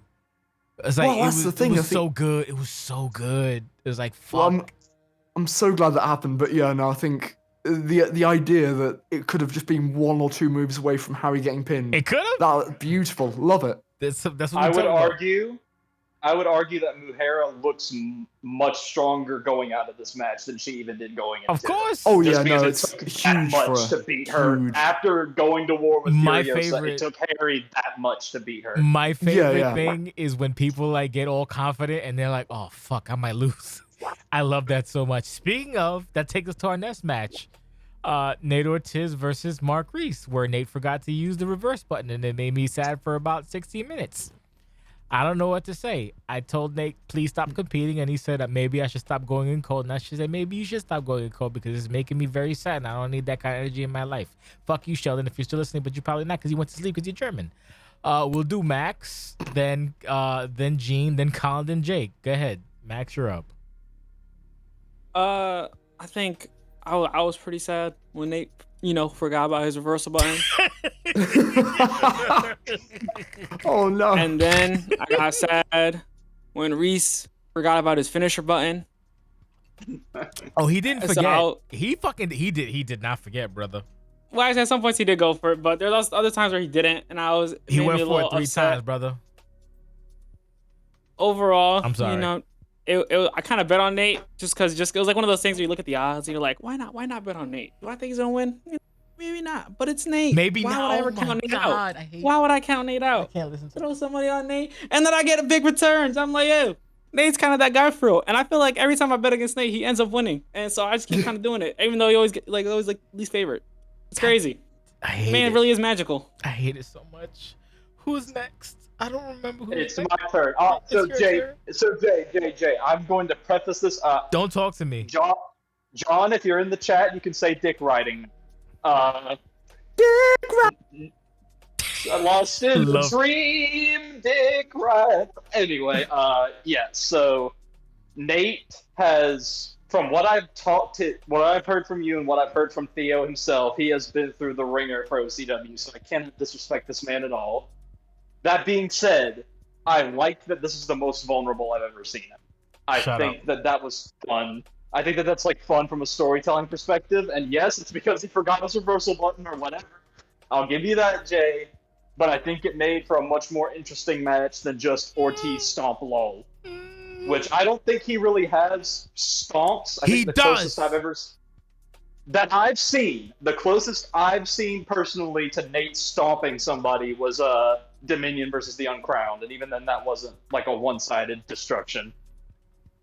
But the match itself was good. I feel like Jamie did flub a couple of opportunities he had to finish the match, but I think they could have changed the result, but they also might not have. It was just a good match all around. It's two guys that you can tell have done this before. Just not my favorite match, not my least favorite, solidly in the middle. I was sports entertained. And I will say the build for this match was very low-key. Text. Yeah, it was mostly text. I do not mind that. I wish some more stories got that kind of attention that were like text-based, mostly text-based builds. So I feel like some people have reservations about the ratio of video to text RPs, and like this is proof that you can make a good feud out of just mostly text RPs. And I think they've maybe had 1 or 2 videos this entire build, maybe 1. 2. But yeah, 2. Okay, so yeah, just good all around. That's all I have to say. Who's next? Is it Jake? Right before he would cut in. Is it Jake? I don't know if it's Jake or not. It's not? Please do. I will say, I don't know. The Clash is our longest standing pay-per-view, right? Yes. It is. All right. So with that being said, I don't know how many Clashes Nate Ortiz has been on. Okay, sorry. But, Mark Reese getting a win on Nate Ortiz, humongous win after a humongous reign, I hope to see Mark Reese take that next step. What do you mean win? He ain't win. He lost. Fuck wrong with you? You drunk? You No. Max? You see, this is what happens when you mess around with your food. Stop it, Max. I'm glad you cut in before I could speak because I feel very strongly about this. We talked about it. You want to tell me that he doesn't deserve to take the next step because he lost to Nate Ortiz? He lost to Nate Ortiz in very competitive and very convincing fashion out of nowhere. And not only did he lose to Nate Ortiz in convincing fashion in the match, if you want to take a step back into the handler fashion, everything that they did on the build-up to this was committed to the character that Mark Reese has established well before this feud was even dreamed of. He's talked about Nate Ortiz in and out of character as like Mark Reese's hero, his messiah, all of this shit for so long, and he committed to that and made it an entire feud. That's the kind of character trait that you need to build up, and you need to like convince a guy like Nate Ortiz, like, hey, I have taken 3 years now to build this character up, and one of his main things is like Nate Ortiz is his guy. So like it would be super cool if we could have this story. And for Nate to buy into that in itself is an indictment on how positive the character is. So we talked about it in the chat. This is a pro deal. There are no losers in this match. The match was awesome. And it came out of nowhere. It didn't overstay its welcome. It looked like Mark Reese was going to do it. It actually was worked like Mark Reese was like a typical heel, and Nate Ortiz was a typical babyface. Like he worked him over in the early going, and Nate Ortiz came back. The big spear out of nowhere was a huge pop for me. So much. And then Mark Reese getting out of pocket and trying to do too much. He hits the big butt splash on the outside on the very historically dangerous, honestly, thin padding. Fuck you. And Nate Ortiz throws him back in and hits him immediately with the Ortiz Express. I thought it was great. I don't think either man suffered from this. And if either one came out on the Riot after our break and said, I'm challenging you for the X championship, I wouldn't have a goddamn crossword to say about it because of their work and their care and their intention put into this direct feud. I don't think either of them needed to win to prove anything, but Nate Ortiz winning proves he can still hang. That story's still going. I think logically Mark Reese going into a separate feud would be normal, but if he went into a title feud, there would be like no qualms about it for me. Nate is the best, and you guys are fucking stupid. I hate all of you. Who's next? I don't even know who's next. I think I might be. You're so mean to me. I don't know who the fuck the order is. Who's But the yeah. Colin? You go. Oh, Goddamn. yeah, I'll go for it. No, I really, really enjoyed this match. I think it was really nice to see this match, this feud be kind of text-based, because it kind of, I don't know, it was more digestible. So a load of big segmenty video-y matches and feuds and whatnot. So this one just being a kind of like quiet, low-down thing between the two really, really fit. The match itself, yeah, fantastic. I loved being on the VC with everyone talking shit and Jay trying to keep things together. I loved just so many things about it. That's making me mad. Yep. And The end of the show god, is yeah, Jay losing sanity. the second finisher, when the second pin hit, that was absolutely insane. And like we said, right, there's no loser here except for Mark Reese, who is now a jobber. GG, no re. Go back to developmental, kid, because wins and losses matter here in OCW. He's going. Unless, He's going to unless you don't hold your L's, but you know. Oh dear. Who's next? But yeah, no, I sorry. think the Mark Reese character for me is really, really leveled up recently. Really found their own footing post the international stuff beforehand. I hate this. And yeah, I think for me this was the perfect thing to happen, because I think Nate wanted to get He's a really the best. big win. Redo his whole big powerful legend status. He's still And Mark Reese wanted something big to do, and no one lost here. It was awesome. I had a great time with it. Nate Ortiz is And- still powerful. He's still a legend, and he still be stupid Cass and fat ass Mark Reese. Y'all can all suck my dick. Who's next? I'm sorry, you're done. He's still got Colin. the Who's best next? theme in the OCW Yes, he with does. Thatcher, though. Are you next? I think Gene? that's everything. Is that I everybody? think that's everything. That's Yeah. it. That's it. Let's move on It before you wasn't give match yourself of a the night. coronary. It wasn't match of I'm the not night. interested in this transition. Move on. Fucking asshole. Oh, It wasn't God. match of the night, but it hurt my heart. I can't watch Nate matches. It's too emotional. It's too emotional for me. It makes me sad. Real quick, I was like, But it what makes you better on commentary. it's worth. not good because it makes me. I don't like being emotional on commentary. I was tired. I was like, what the fuck? He was like, I should stop going in cold. I was like, maybe you should stop going in cold. You don't fucking just don't play no matches. And No, just fucking... you shouldn't. No, you shouldn't. No, you should shouldn't. always. Everybody should go in cold. No, because- fuck practicing. Fuck your weird meta bullshit. It's Go not in even, and fight. It's not even meta. It's just fucking getting some rep. Fuck you. And yeah, I'm not Fuck gonna it. be, I'm Fuck not- it. Go in cold. Everybody go in cold. I'm not gonna be swirled into your hypocrisy of whatever. No. Anyway, moving on. We have the Hanzo Don't segment. call me a hypocrite. You're not a unless hypocrite. You're ready to Jay, back it up. It's- Jay is completely right. Jay is completely right. Thank Nate you, should Max. stop going in cold. He should just stop going in general. You know what? Oh no. Yeah, you see, went that's from one of my favorite dangerous ground. You went from one of my favorite person, Max, to like you're right there with Sheldon. Go fuck yourself. Don't ever talk to me That's again. dangerous This ground. is your last podcast, you fucking Dominican bastard. Anyway, Max moving on. Edwards is jobbing. We Fucking, confirmed that. fucking Mama Huevo He's, over here. he's on his way out. He's Gino. on his way. He's on his way out. We're not gonna see him next fucking month. Anyway, moving on. Fuck you. Future endeavors. I hope you join Cashianity, you fucking stupid asshole face. Anyway, Oh my god. we have the, I'm sorry. We have the Hanzo segment. Let's not discount that. Look, is this guy fucking real? Is he a real person? What's going on, man? We have a fucking Jackson Montgomery connection, which popped me. Horrible editing, nonetheless, but still a fun segment regardless. I was gonna fix the I'm with segment, Jake. but I had too much work to do, so I was like, I'm not wasting my time on this. But yeah, no, good. A nice reaction. Give We us have an Jackson order. I have a lot Montgomery. to say about this. Oh, good. I So- will. Can I precipitate that, Jake? So Because I am Please. pretty sure. before you start, we'll do Gene, Max, Colin, then Jake at the end. So yeah, I like the segment. It's weird with the connection between the two makes sense, but it's still weird being a meta sense. But yeah, it's interesting to see what the fuck happens. That being Okay. said, my only concern about it is the editing, where it was like it's most of the time it was too silent.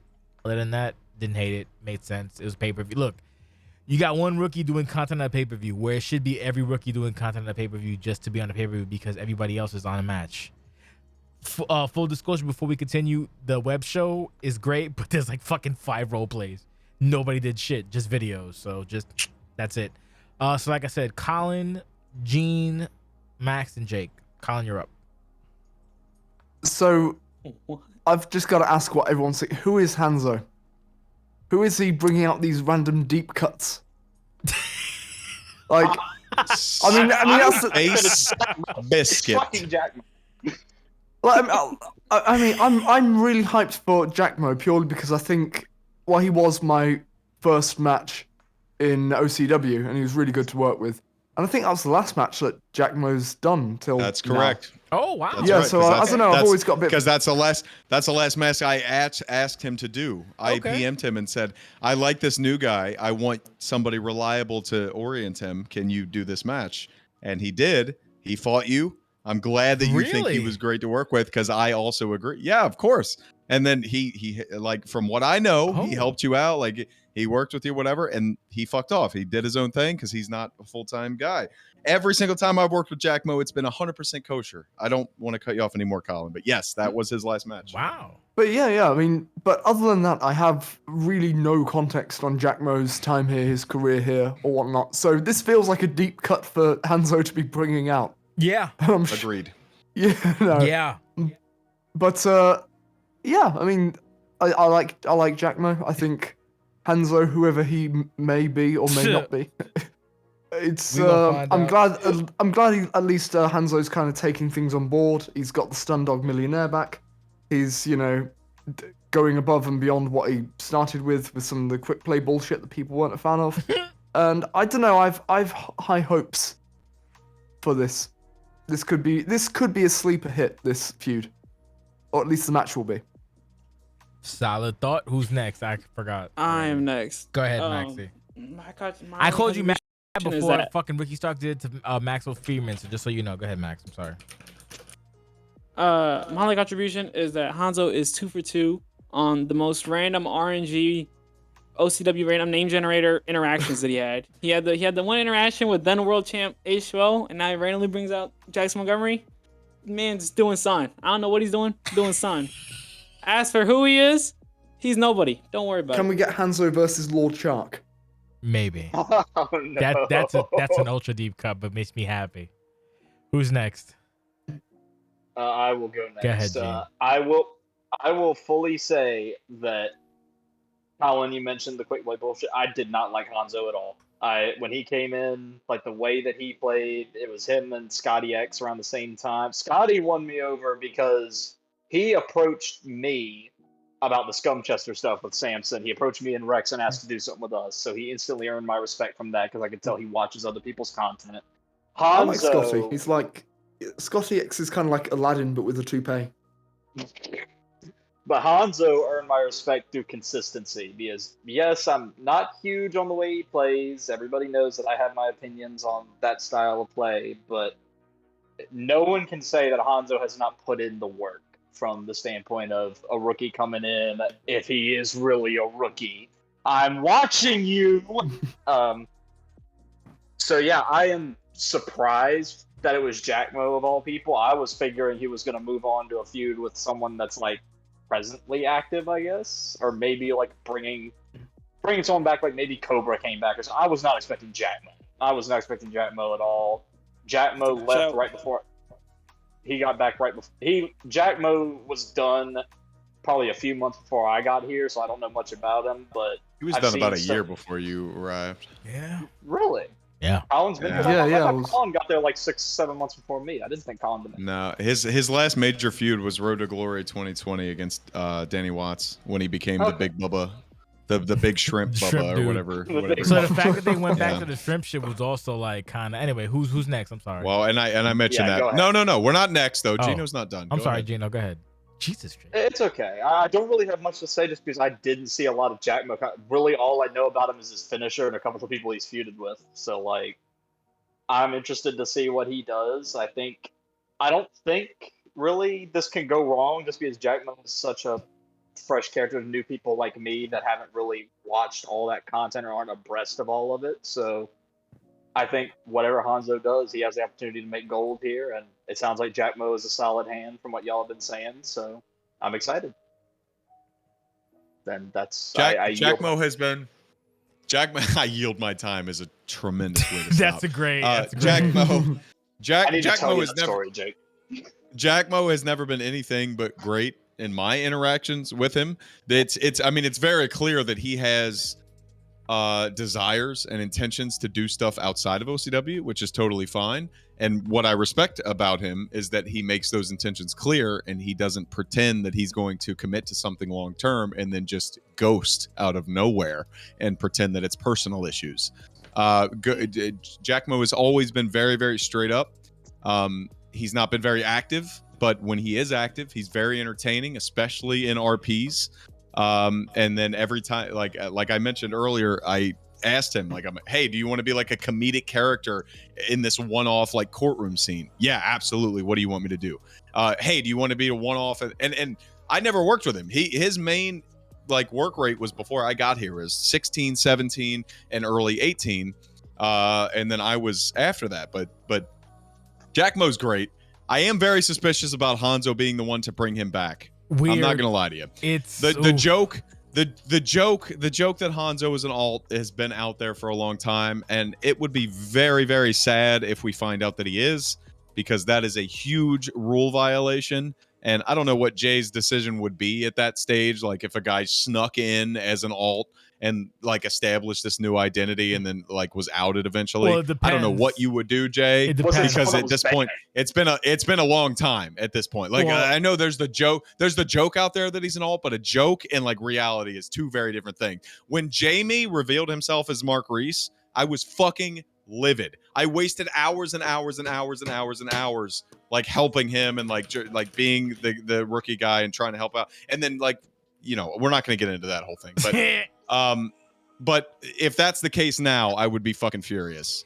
And because he's been so kosher and everything. If he's not, and he looked in his player list and he said like, there's just no way. Like I can't logically say that that's ever a case. He's going to look in the player list and go, I'm going to reach out to this random guy because I think that would be fun. There's no way. He has to know what Jack Mo was in 2017, 2018. He has to know what kind of pop it would get to put it on a pay-per-view. There is a 0% chance that Hanzo is a real person. He's definitely somebody else. So this is the thing. Like I'm convinced at this point. But I was entertained. That's what I wanted to get to.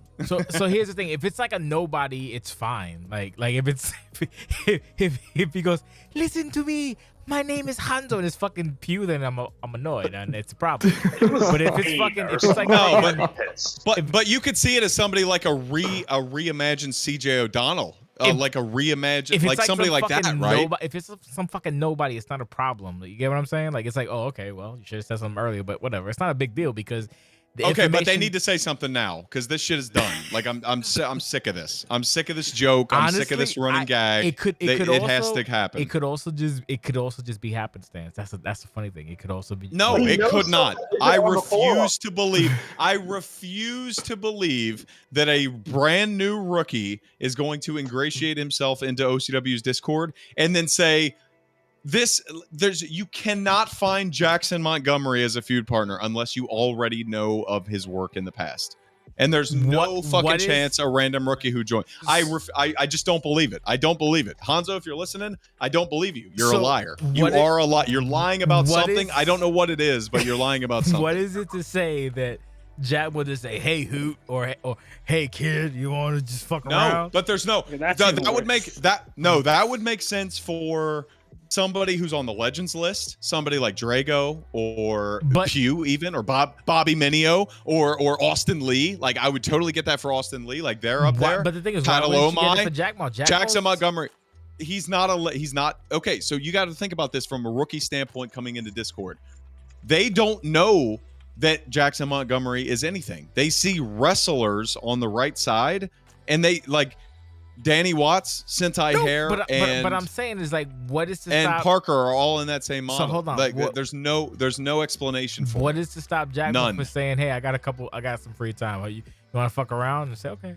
What's to stop Jack Mo? If Jack Mo comes to me tomorrow and says like, I tuned back into OCW and I saw this guy Hanzo and I was like, I wanted to have a cool feud with him. That would be the only reasonable explanation. That's what kind of like that's what I'm thinking. And if that and it's possible because Jack Mo is a guy who like comes and goes, and which is super fine. It's totally cool. No, the reason I got no problem with Jack Mo, as long as you make it clear. Yeah, the reason I got no problem with Jack Mo is Jack Mo. So you know how Valk is like over like Rover on the YouTube YouTube. Fucking Jack Mo is back in the day like fucking super duper over. He's never been like big timing to me. He's always been normal. So that's why I've always never had an issue with He Jack is Mo. normal. He's a good guy. No. He's totally great. And I actually want to point out what Mike just said in the Twitch chat. He said, Hanzo obviously knows OCW history deeply, or somebody has been feeding him information. So I could totally understand a world where somebody is like taking a liking to Hanzo and he's like, hey, maybe you should reach out to this guy because he's super cool and like that I could understand. So but I think we've also Hanzo spent Gate, a lot of time on this. Let me just say, we're not gonna spend a lot of time on it. I just want to say one thing. I know, and then but you I can just go. want Go I ahead. want to say that you can cap it off. I just want to say, if there is no secrecy or bullshit around this, the reveal, that theme, as soon as it hit my ears, I said, there's no fucking way. And my initial thought was like, my initial thought was somebody else is debuting and doesn't know that this theme is well known. That's amazing. But then Jack Mo walked out and I'm like, holy shit, like what has happened? It was like a big pop moment. And we talked about it in chat. Like when you're going to have segments on a pay-per-view, it has to hit like this. And this hit. Somebody was talking about like the punching sounds or whatever. Like that's a struggle. I get that struggle when you're trying to edit highlight reel stuff. I don't have any criticism about that. The whole segment was executed perfectly. It's just all of the behind the scenes stuff that I'm a little bit questionable. So, but the segment itself was awesome. Go ahead. So the gimmick is that the one thing about Hanzo I will say is that whenever I have my drunken pontification moments, he's there. And if you didn't know, you don't know because you fuck off. No knock on you. I drop a lot of fucking deep cuts when I'm fucking inebriated. So a lot of the shit he said is stuff that he heard me say. Like I've mentioned a lot of shit from 2004. The one I didn't was the Poison thing, which fucked me up because, all right, if you know Poison, the Poison theme is one thing, but then you fucking work with, it's weird. Like I'm trying to figure out who, I don't even think, it might just be someone like you, Jake Allen, who likes lore. It's kind of crazy. It might just, remember, and maybe it's me feeding him stuff, and I'm just playing. That would be right that now would be on the fucking podcast. amazing. Jake, you're activating my paranoia. Don't you start. That would be the I just had to plant that seed. That would I be just how had to you plant get that banned from OCW. The biggest betrayal. I would look. I would cry for a minute. You would. I would cry for like an hour and then I get over it. But anyway, moving on. I liked it. It was interesting. I'm interested to see Hanzo and thing. I'm gonna be asking both people what's up. Hanzo's actually coming on the podcast in the next week or two or whatever. That's gonna be fun. I know his voice. wait. His voice is someone I've never heard before, which is weird. Like let's say it was a Cheat or the Chet. I know Chet's voice. This is not his voice. His voice, he sounds kind of like almost like a mix of me and Nate Fusion dancing, which is no one I've never heard before. Like here, it's not Sean McGee either. It's weird. Whatever. Moving on. We got the first championship match, which is fucking the OCW title. This would have main evented if fucking Colin was like, oh, mate, I've done so many stip matches in all of my life, so I guess I can't do a regular single match to now. So, yeah, but great fucking match. Stop it. Fuck you. It was a great match. It's just, I don't know what to say. I enjoyed the match thoroughly. The only reason it didn't go main event was basically because of that. Oh, actually, no, two reasons. That and because... Can I go first? Once you're done, I just want to go first. You cut me up, you know what? So this is just so incorrect. It's fine. We'll do Jake. Also the package. We'll do Jake, Maxx, Gene, then Colin. Go ahead, Jake. The man himself. Tough Okay, guy. I'm sorry. I'm sorry. I don't want to give anybody the wrong impression because Colin is in this position now, but he may not be in this position. It could be some new guy who's listening now later on. The match would have been the main event if it was a better match. I'm just going to be honest with you. It wasn't because you lost. Nope. It wasn't because you did not pick a stipulation. It wasn't. And the match was tremendous. It was tremendous. It was amazing. If the CCW title match wasn't a feud that had been building since fucking February and Cass and I's match didn't go the distance and all that good stuff and didn't have all the entrances and stuff, it would have main evented. I wanted it to main event initially. When we watched them all, I'm like, yeah, it probably CCW is the answer here because H2O and Colin have more legs. Like they could go further, whether you want to or not. Like, but I don't want there to be any kind of implication that you didn't main event because you didn't pick a stipulation. That's fucking idiotic.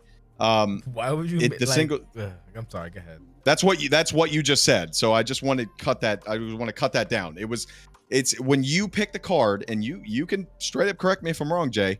When you set the card order, it's straight up after we finish recording the matches. You look at the overall like quality and presentation and feud and everything, and then go off that. If Cass and I had a stinker and he squashed me 2-0, Colin and H2O would have main evented. Fair? Fair, but you do remember I was Fair. like, I don't know. You do remember the point where I said I don't know if which should main event or not. And I also mentioned the fact that there's not a stip is like, oh, that you kind of like whatever. That's the reason. No. That's one of the reasons. That's fine. Rather. That's fine. But that's fine. But again, regardless of stip, if it would have been a better feud, if it would have went longer than us or whatever, I just don't want anybody to think that like when I get to the main event, I have to pick a fucking ladder match in order to get a main event. And also main event, like whatever, who cares? Like work your feud and work it strong, and the cards will fall where they may. That's where I'm sorry. Go ahead. You may be not interpreting it right, and I may be not interpreting it right. I may be just not be interpreting it right. Because I may be jumping the gun at what you're saying, but you said you picked the singles match, so I was like, bleh, and I'm like, no, that's not the case, because the singles match would have been awesome. I didn't go above. I was like, I wish they had something to it, but also remember we're also in there was so much to it. Well, let's talk about the match, because there's so much to it. Go ahead, there's so much to it. And also the package. I'll start here. Let's start with the hype package. This was the second best. This was my second favorite hype package of the night. Honestly, well, maybe my second. No, because the church burns. I say that, bro. I'm sorry to cut you. I'm not being aggressive, but to cut real quick.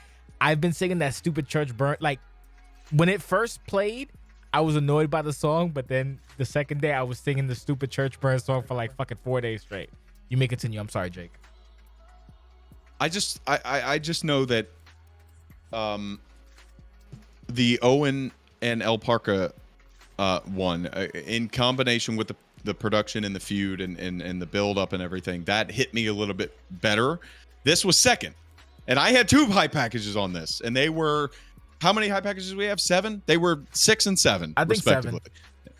Yeah, so they were 6 and 7 respectively. Mine were. This was number 2, and it was awesome. It was amazing. Let's say 1A and 1B, because all of the effects that he was able to work in to make you Max, like, you can do things visually that will that will elicit emotion that otherwise wouldn't. Like if you just don't DVE, if you don't cut HUDs, if you don't add glint, and I know Colin, you learned the glint tool. I saw that first and foremost. He was, but importantly, he wasn't just glinting. He was keyframing. It was a dragging thing. The first part of one of the earlier ones was him standing alone in the regular resolution, and then as the clip rolled on, the effects started to shine through, and that to me is very, very impactful.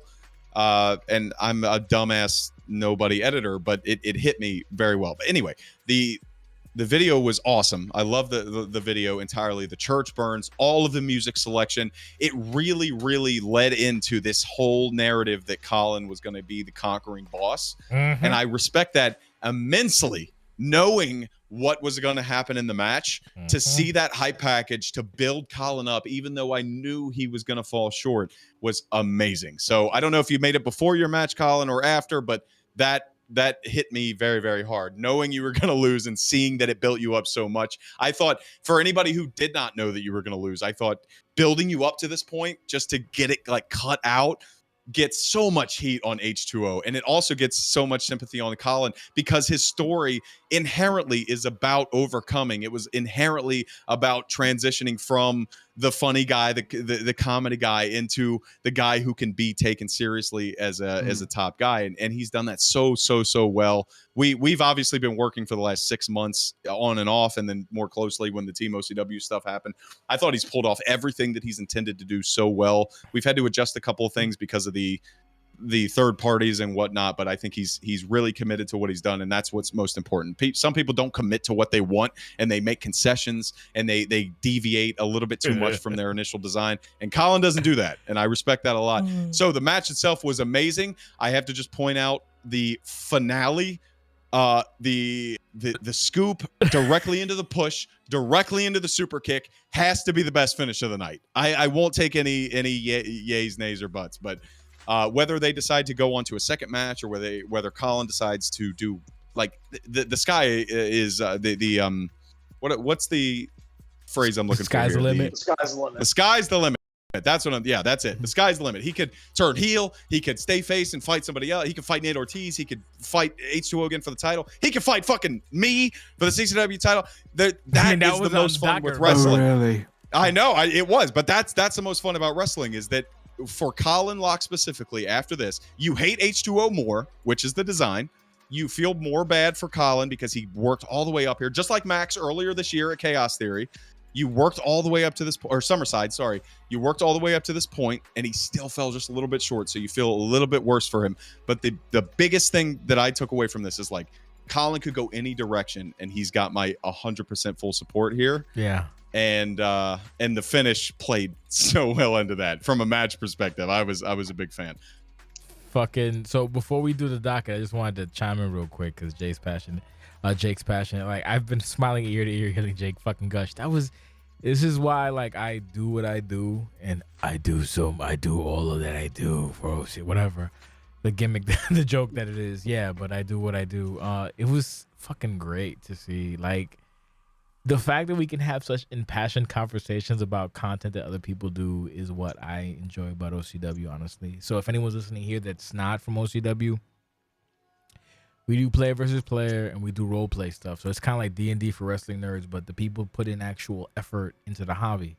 So when we can have these deep dive conversations about the content that other players or other people put forward, just shows you the level of intensity and care that people put into their characters and what they do for this company. So like Jay said earlier, if that's not what you're about, please kindly fuck off. I mean, you can still listen to this podcast, enjoy it, but if you want to compete, please don't waste our time. But yeah, no, that match was really, really fun to watch, and it came down to the wire, bro. Like this would probably be my number 2 of the night. Honestly, that the cell, Hell in a Cell, or this is the one that, because I was like, oh shit, he's not gonna end. Fucking at the very end, man, it's just a couple motions. And here's the other part that I wanted to hammer home. I mentioned this to Jake off camera, but the fact that both H2O and Colin didn't, Jake hates the word, but I'm gonna use it anyway, chase the stun. Both people could have just did like a stupid move to get a stun bar and automatically win, but both people decided to just chance it and try to go for victory. And for Colin, it didn't work. For H2O, it did. So that's what I'm saying when we say stupid shit like chase the sun. That's what I'm saying, because simply put, at the very end, when both people were like a millisecond from like one bullshit maneuver, like one ground move or one stomp away from automatic loss, they opted to try to finish the match properly or whatever, or with honor or integrity. That's what kind of sets us apart from the bullshit Discord feds and everybody else that you see online with their horse shit. Great fucking match, back and forth. The segment, like I said, the video, the church burns, that's stupid. I hated the song at first, like I said, but it grew on me, and I watched that match, maybe that video like 6 times. I watched the CCW one about maybe 10 times. Because that's what I do. I watch those things and I get hyped, and it gives me inspiration to just proceed with this bullshit. But yeah, great fucking match. We'll do Gene, Maxx. I'm gonna stop. I'm gonna stop in again. I'm gonna stop in ahead. just because cutting in at the end would be ridiculous. I agree 100% with everything you just said, Jay. You and I have clashed a million times on the whole stun chasing and all the thirsty nonsense. This show was an excellent example of people having the utmost respect for their opponent and the utmost respect for the product that they were contributing to, and knowing there were probably 8 moments that I could count where the stun bar was fully filled up and a simple stomp would have done it. And I think it only really happened once, which got reversed. The fact that people understand that, like, you know, going to the top rope and diving sometimes, or like doing a dive to the outside, or doing like otherwise meta risky things is fun to watch for other people. It's unbelievably important for the OCW viewing party at large. And this pay-per-view, over pretty much any that we've seen, is an exhibition over respect for your opponent and respect for OCW's product as a whole. I'll agree to that. 100% agree to that. That's what I'm saying. Like, that's Like I know you hate that connotation, but literally that's what it is. Like we. No, I'm agreeing with you. Yeah, no, we've clashed on in the past, but I'm agreeing with everything you said. I liked it. It was fucking great because even everybody, pretty much every match other than the one that you met, I can't even think if maybe it was Marissa. Yeah, it was Marissa and match. Amber, but it was on the outside. At that point, they but didn't it go got outside. reversed. Yeah, outside didn't. They didn't count, so it doesn't matter anyway. Right, but it got reversed and they went through it anyway. But like you talk about the Colin moment where even at the very end, H2O was a stomp away, but he still and then me as well. Like Cass was a stomp away, Nate and I too. did Everybody. Nate as well. I think every match had one of those moments, but people are like, this is kind of lame. This is kind of because what do you really want to win a match on pay-per-view where you're doing something like that where you're like, nah, that's kind of shitty because people won't cheer for you. Like, who cares? Hit your stupid stomp. Then press up on the D-pad, hit your finisher. Yay! Why isn't anyone liking me? Why doesn't no one like me? But everybody's good. That's why OCW is the greatest Fed that does exist and has ever existed, and you have facilitated that. Let's let the other ones talk because I have talked way too much. If I can just cut in on that just for cut in on it, Colin. No, it's your match. I'll say with the whole like sun chasing thing, I've said before, I'm kind of in and out of that, but I think it's one of those things where I can just sort of say that I think for me, being involved in this whole main event thing has sort of made me realize more what OCW has going for it and what it's always had.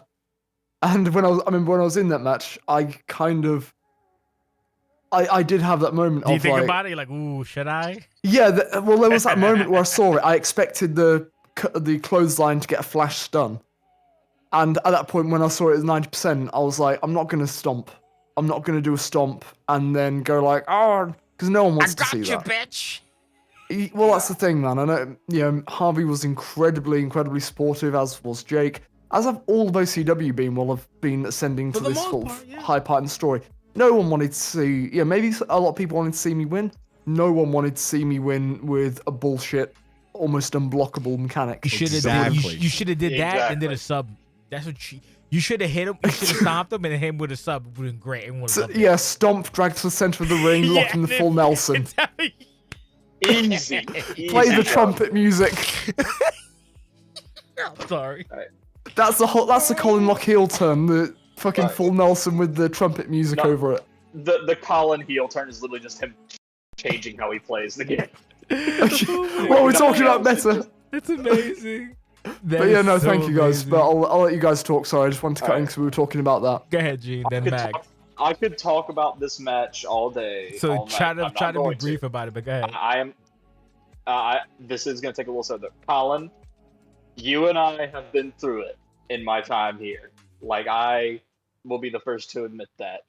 If Jay put a gun to my head right now, and there's a brand new rookie fresh off the boat, and said, "Tell him one feud that's happened in the past year that you would show to a new person, like one storyline, and tell them this is what you should aspire to," I would say it's Colin's journey to this match, because it has been going since I got here. I got here about a year and a half ago. Colin was, at the time, kind of middling around the international title scene with Trey and Danny with that whole fracas. And since I got here, Colin has just had this journey where he doesn't fit in with the normal professional wrestling, like edgy landscape. He's this kind of out there character, but he has a very pro wrestling motivation. He's a guy that's been mostly at like the middle of the card, and he thinks he's ready for that next step, and stuff has constantly gotten in the way. It was, like I complained about this, Jay, and you gave me an earful about it when we had a Nate versus Quartz one-on-one for the title. I was like, I think Colin should have gotten the shot first, but I'll leave that alone. But like with Castianity too, like when Castianity first showed up, I remember there was a promo where Colin went to Quartz and he's like, "Look, when this is over, it's me." And Quartz was like, "Yeah, absolutely." And just to see this journey Colin has been on as a character over the past 6 months to a year, I would have put my life on him winning this match. And when he didn't win, I was legitimately, for the first time in my OCW viewing experience, I was actually physically wounded. My heart broke. I'm pretty sure y'all heard me just go. I also would have bet every single hoot coin I have and ever have had on Bro. Colin winning it. And that's what made the finish so impactful Oh my to me. god. It was And so... as someone who's played Harvey, like that was I've never seen Harvey that nerd. Like I played Harvey, like our match, our main event, he went in. Like he told me, I'm going in on you. I'm going in dry. And like to see Harvey. him push to that point, and pull it off, like I am so invested in whatever Colin does. I don't think a heel turn. Colin can do whatever he wants. This is just me thinking. I don't think a heel turn would be the wave. No, of course not. Anything Colin does from here, I want to see it. But I think if his goal as a character was to prove that he belongs at the top, he succeeded with flying colors.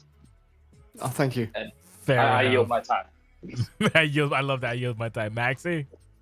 All right. I guess I'm gonna have to be the spicy one. Be the today. please, be the spicy one. Go ahead, motherfucker. I'll start off the Spicy hype package. plátano. I'm gonna give Colin the credit for that package. I assume that's right. I was very proud. You know, I think the hype package was like such a stylistic departure from when we're used to Colin, both in terms of how he's presented and just like the editing ability. And I think it also fit perfectly with the character change that we're seeing Colin go through, you know, because the hype package is a lot more serious and intense, and that's kind of how Colin has slightly shifted towards. And I thought that was fantastic to see. You know, I think that the layering with the opacity, you know, the glint tool, I believe that's what Jay called it. That was all well done. The one thing I would say, I wasn't a fan of the film grain and all like the noise. Yeah, that's fair. Yo, Other than yo, that- yes. I absolutely loved it, and I thought it fit perfectly. Now, as for the match, I will say it was amazing to see that, because I agree with Gene. What Gene said, Harvey was sweating in his seat quite a bit. It was nice to see Harvey sweat and kind of Harvey, like, you know, get a little jittery on the sticks. But overall, I don't know what it was, but for me, the match didn't have like that little extra bit of like gravitas Are or you like mass to serious? it. That I don't know. Maybe that's just me. It's fine. Disagree strongly. You can have that opinion. That's fine. That's what I like about having a Like, big there ass was- panel. Go ahead.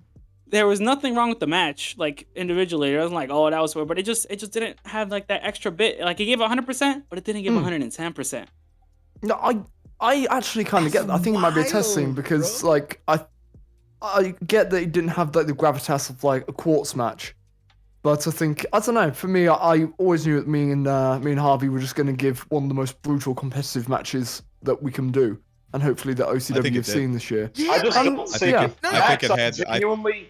I genuinely can't see how you came to that conclusion. I don't think it's invalid. No, I just it's- genuinely cannot see it. No, I think it had. I think it had the gravity. gravitas. I think it had the gravitas of. He said a quartz match, but let's just say quartz and Cass. I think it had the same gravitas of quartz Cass, but for different reasons because Yeah, his it's a different story kind of was flavor to it. totally different. Like this was quartz was completely quartz versus Cass, and Colin was like doing his own thing, as we've made jokes about. Like he didn't match with Yeah, Team you OCW and all that. lazy But it's motherfucker.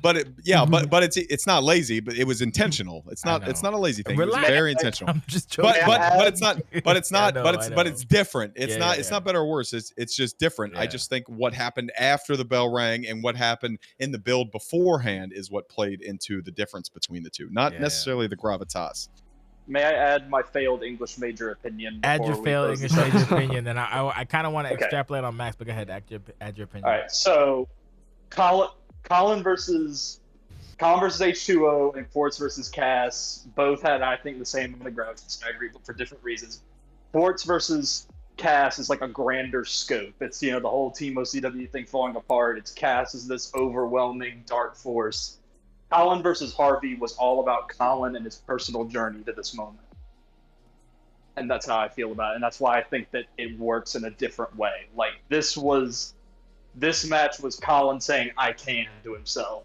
And he couldn't, but at the same time I think he did. And that's how I'll leave my time there. Before Jay starts, I will clarify. Wow. Okay. I'll clarify. Yeah. You know, when I talk about the gravitas, I'm not talking about the build. I think the build was great. Like I said, everything, even the presentation, like before the match was great. Our only qualms were just the actual like match itself. That was it. I still don't see it, but yeah. No. Look, again, he's entitled to his. That's fine. It's just, to me, the fact that the way it came down to the wire for both parties is why, like, I don't agree with Max's. But again, you're entitled to your opinion, and you stand by it. It's fine. It's not a problem. That's the beauty of, like I said, that's the beauty of the community. You can have your thoughts, and that's your thoughts. Doesn't mean it's right or wrong. It just means it's what it is. Now, if it was a fucking dictatorship, then I could say you're wrong forever and fuck you. Like if you talk about Nate, but we're not. We're talking about Nate right now. We're talking about your opinion of the OCW title match. So that being said, we're moving to CCW, and then we're wrapping it up, which is basically what is it? Bring Me the Horizon segment of the Cass H2. I'm sorry, the Cass Quartz segment video. I've watched this about maybe 11 times because Jake got me into that fucking band, because that's the official band of OCW, and I watched it so many fucking times. It was so well done, and the whole everything about it was. I think that's my first or second video of the night, honestly, just because of how everything flowed and stupid Cass being a fucking, like, there's a part where the music kind of changes a little bit and you just see Cass walking down with fucking Cassianity. That's so nice. It was great. I don't know. It was a great video. The match itself, great match. To me, not match of the night, but like, how do I put this? It's not match of the night to me, but it was worthy of a main event, if that makes any sense. And that's not me trying to fucking play with Jake's balls. Yeah, either. no, I get you. Like, it was a main event, but it wasn't to me match of the night, because I don't know. I don't know how to conceptualize it, because I've been fucking drinking since fucking like 3 o'clock. But I enjoyed the match. It's not match of the night to me, but it was still a good match. And just because the thing is, all right, let's go deep on it. Nah, go for it. I've got time. We're gonna go deep on it. So we'll do Jake will be last. We'll do maybe Gene, Colin, then Max. But so if you didn't know, here's some inside baseball for everybody. During the team match, which was again a Herculean effort by everybody involved. So shout out to Jake. When he told me that, I was like, that's a stupid idea, and I hope good luck on that. And we ended up getting a 3-on-3, which was still really good on a shitty show, thank God. But if Cassiani would have won inside baseball, it would have been a lumberjack match with Cassiani on the outside and Quartz versus Jake. So I kind of wanted that, just so hopefully Quartz could have overcame the odds. So 2 out of 3 isn't a bad stipulation, so to speak. It's a solid stipulation, but I kind of felt like the lumberjack would have been more fitting of the heel thing to overcome the odds, if you will. But again, moving forward, we have Cass. The funny thing about Cass is Cass's match from Maxx till now has improved dramatically. Like it went from okay to like, oh god, like the Nate match had me so fucking oh god, boy, that was an emotional roller coaster. Even this match too, like Cass could have done it. He just, again, he got caught up, and it is what it is. But my only takeaway is I kind of wish Team OCW would have lost, because it would have gave a little extra, like, you can actually go first if you want. It would have given a little extra more like heft to it, if you will, to overcome the odds. But that's just me, whatever. So you know what? It's your match first. We'll give you first match first. So go ahead. Go ahead, actually, no. You're shooty, Jake. We'll do you last, Jake. So we'll do Gene first, then Colin, then Max. Go ahead, Gene, you first. Yeah, I'm really tempted to say I yield my time to Jake, but I will. If you want to, go ahead. It's fine. All right. I will yield my time to Jake after. So he's gonna go last. Listen. He's gonna go last. After you say what you say. Go ahead, Gino. Okay, so this match, I was very excited. Hearing that it could have been a lumberjack match, I think I would have preferred a lumberjack match to this, but that also would have been harder to organize. And I was not spoiled on anything, but I did hear from Jake and from Shay how horrible it was to organize their match after the fact. So I would not want them to have to go through that again. So I'm kind of glad we would. And I apologize as well for That's that. fair. Oh, were you the guy? Were you the fucking guy that said I have to fucking do surgery on Saturday? Were you the guy? No, you were there. Never mind. You were the guy. You were there. Katie and his dog. But for the match itself, I'll be honest. From a wrestling logic standpoint, It was great. yeah. But I feel like Cass should have won. I think, like narrative wise, and OCW doesn't work like pro wrestling, but it does feel a little bit weird. It was a great match for Oh, I have Jake so much really- to talk about. Oh now. God! I should go Don't, last. please don't be mad. I'm like, I kind I'm of not mad. Nobody's Okay, mad. No, okay. these are different perspectives. These are Okay. fun. Okay. This is what ends our friendship, Jake. I'm okay with that. But anyway, Stop it. I think that Cass definitely looks much meaner than he has when he first came in. I'm thinking, and I'm gonna show my own ass here, but I was like, oh, all these old people coming The back thinking Maxx, it's like the a fighting Maxx game's gonna match. be easy. Yeah, and he did much better than I expected. I'm like, oh yeah, he's another one of these older guys that he's rusty. He might not. And then he started getting it again, and I'm seeing like whispers of this 2K18 cast everyone was terrified of, and I'm like, oh shit. And then I see this match, and I'm like, oh lordy, because Jake. My first match with Jake was him cleaning me like a clock with Jasmine versus Debbie 1. I hit maybe 2 moves on that. And to see Cass handle him like he did at the beginning of the match, I was like, oh my god. The match itself was great. Build was fantastic. There are some things, I feel like the Team OCW Cassiani storyline, I feel like there were a lot of moving parts and not everything fell the way that people would have liked it to. Really? I know, like, just to share my own opinions, at one point I wanted to get on it and things just didn't pan out. Nobody's fault. I'm not complaining about that. Just the cogs didn't line into place. I'm sure there was an idea, like with the 4-way match, of like an actual big unified team that kind of had issues with the match itself. Yes.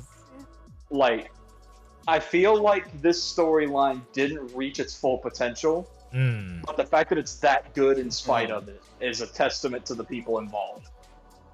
Like, if I wasn't like observing this in real time and making my observational opinions on it, I don't think I could see anything like missed opportunities with this or anything like that. Nah, it's great. Match is great. Build is great. Hype package is great. I am a secret slut for Bring Me the Horizon. I will not apologize. And my only question to Jake is, does that mean we came as Romans as the official Ambition band? So Yes. we'll before Jake's gonna go last, but we'll do Maxx then Colin or maybe Wait, Colin. wait, Go ahead. Jay. I'm sorry. Jay, Go ahead.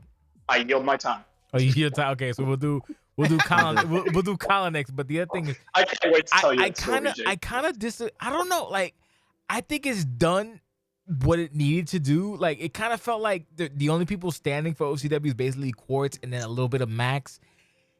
Part of me kind of wishes that at some point Maxx might have maybe turned, but like there's no really place for him to kind of do it in the context of what's happening, given like Max's PTSD of what happened and everything from that one time. Was it Red That's Sun? what I was expecting. Was it That's Red what I was Sun? It was Red Sun when he fucking snapped right after he won? Was it Red Sun? Yeah. Okay. Yeah. I think that was Red Sun I Rising. kind of like figured like Maxx would be like a sleeper guy, but I know Maxx is also very fucking Steven Spielberg also. I've heard that from people like, I love working with Maxx. He has a vision. Like 3 people have said that about Maxx. Like, I love working with him. He has a vision and he fucking does his thing. But that's what I kind of expected, but it never happened or whatever. But either way, not a bad thing, but it's just that's one thing I kind of look forward to, but never happened. But it's such as life. No, like I don't know. It's not bad at all. It's what's expected, kind of like what I'm trying to say. If anything, Not everything pans out exactly. yeah, no. So we'll go to Colin, then Maxx, then Jake, because Jake is fired up. Go ahead, Colin. Let him simmer. So I mean, I kind of find that really interesting to sort of hear all the stuff on the Castianti thing and the implications, because for me, I thought with this match, yeah, I'll agree that it wasn't my favorite on the show. Really? But What the fuck? Well, it wasn't my there's favorite. so many good. I liked what are other you talking about? matches. There's I'm so sorry. many good matches. There's so many good matches. I liked La Mahera. I liked the horse one. There was Totally some- reasonable. Yeah. But what kind of, in terms of implications and stuff and story that can really kind of give this stuff legs is Quartz got completely saved by this stipulation. Ooh. Like, Cass got the first fall. Yeah. In a Easily, in, That's correct. in an, and Ooh, I now, of didn't course, think the about that. stipulation being on top of that that didn't Cass think about now that. can't challenge for that title ever again. He can't hold Nope. the CCW Ever. title, Ever. despite the fact Fuck that him. Remember this, Jay. Sorry. that in a regular match he would have won by the rules of OCW. He would have outright won. Wow. That's a kind of interesting development that can take things through, and I think I agree that it would have been interesting to see Team OCW just absolutely fall, and it would have been cool to see like the implications of that. But equally, the thing I kind of thought is we would have still had the Harry issue. Like Harry would have just accidentally become the one bastion for Team OCW, and we aren't ready for that timeline. No. So I don't know. don't For want me, I that. think maybe it didn't fall in the kind of in a wrestling way that would have made sense if you were watching it on WWE or AEW. Yeah. But it fell in a way that OCW can exploit more than anything Wow. because we can take a back route through whatever story we're about to tell, and I'm really excited because the Castianity thing's not done. I don't think Quartz is done by it. Not sure And I where it think- goes though now. Excuse me. Well, we've got an interesting dynamic where again Cass has been screwed over by Quartz, Not where necessarily Harvey is now. screwed over. Well- Sorry. Go ahead. Well, by the stipulation, considering that Cass still got the first fall, now He you've got has a Harvey point being the only title holder in there. I don't Mhm. know. There's room for some interesting stuff in, I have and no I'm sure they'll idea. be able to think of something. So I don't think they're dead yet. It'll be a cool time. That's, I do have trouble seeing where they'll go from here, but I do agree that everyone involved is talented enough that it can still go somewhere. I just don't see it. I'm looking forward to being shown what that is. So this sounds stupid. You know what? Fuck it. Whatever. I've been drinking. Yeah, go for it. I've been drinking anyway. But one of the things not happening, but one of the things, Jake doesn't even know this. One of the things I was thinking is that at this point, maybe we should do out of the WWE playbook and have a unification match, CCW and OCW. But that's not happening because whatever. That was one of the ideas I had in my head just because of like what's happening. But then the thing is, the problem with that is I'm not gonna do a unified OCW championship because then the whole bullshit with everything that. But that was one of the ideas I had in my head. But that had nothing to do necessarily with the whole Cass and Quartz thing either.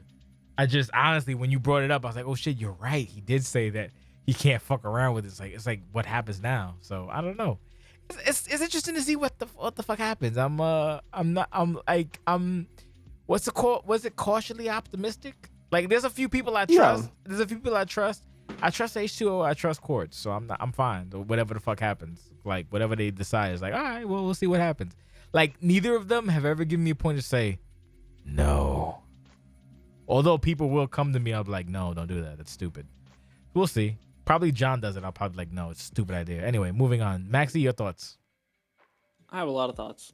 Give me your A thoughts. lot of- I'm waiting. A lot of Ooh. agreements and disagreements. Go for I've them. got a lot of Please. notes, Max. So please add to them. Go for them. I love it. I will. I'm probably gonna have you just cross some things out because I'm He's gonna be mad. say some of them. I love it. I I'm love it. it. can't I'm wait. going to say some of the things. For one thing, what you just touched on recently, Jay, Mm. the unification.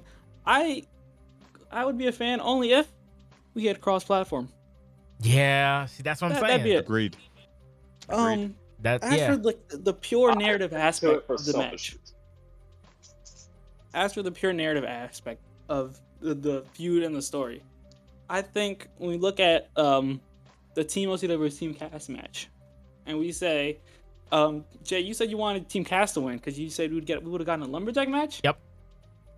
I think that would have been way more boring than what we actually ended up getting. You think? A lumberjack match in the game. Let's Yeah, they're kind of always a little bit let's- janky. Let's You never get let's enough make this all lumberjacks. let's make this all clear for the party. Had Cass won, the stipulation would have been a one-on-one match with Che, H2O, probably not H2O because of the match, but Che, KD, other Castianity members as lumberjacks, nobody else. So only Yeah. Castianity members would have been lumberjack, and they could only attack Quartz outside. Nobody can get inside, obviously. So with that in mind, go ahead, Max. I still think that would have been a little bit pretty boring. I think that the way the team match played out was perfect because, it just shone such a bright light on Colin, who, kind of gave him that spotlight. He kind of took control, was able to declare, his stipulation, and then Jake was able to declare, or Quartz was able to declare his stipulation for the match. And that kind of, from a wrestling standpoint, from a booking standpoint, you shine a light on a challenger before the pay-per-view, and then if the challenger loses, he still looks amazing, right? And that's also what we saw in the actual match that we just saw right now with Quartz vs. Cass, where given the nature of the stipulation, Cass is able to get the first fall, which is really impressive, but it didn't ruin anything. And the way that the actual match went, being those 2 out of 3 falls, we can only, obviously with Compass Comp, we were only happy that it wasn't a 2-0. The fact that it wasn't a 2-0 Yeah, was perfect. perfect. Because Yeah. what happened is, Cass got the first fall. Everyone's like, "Oh no!" We're all grunting, we're all moaning, we're all upset. We see the clouds forming, and it's not Quartz's clouds; it's the Cassiani cloud. we're all upset, and then I am the storm that is Oh my completely. god, I am the storm that is approaching.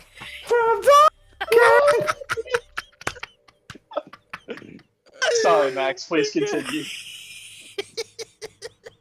And then our hero is able to get the clouds away. He was able to not only come back, not only able to pin Cass, he was able to pin him twice consecutively, and that just builds such a stronger title defense. And I think in wrestling, a 2 out of 3 falls is an amazing feud, closing match. It's such a decisive way to do it. It's like it wasn't a lucky fall. I beat you twice, in the same night kind of thing. I think that always just leaves the room just for a nice decisive feud closer. Because I would agree with what you guys said, where I don't really know where this would go afterwards. Because, regardless of how they might want to move the pieces around, Cass and Quartz is I think the most direct, 1-to-1 money match. And then we've had it, twice, and it's definitive. Quartz beat him. I guess Quartz pinned him 3 times, right? Six times if you include all the tag matches we had. I think you beat him 3 times in this iteration. Yes. I will say, Max, if you don't mind, I do see one way that this could go forward, but it would involve new faces being added. That's the only thing I can say. Well. Let's not too much speculation, because we have a break coming up. We don't want a fantasy. Thank book here. God.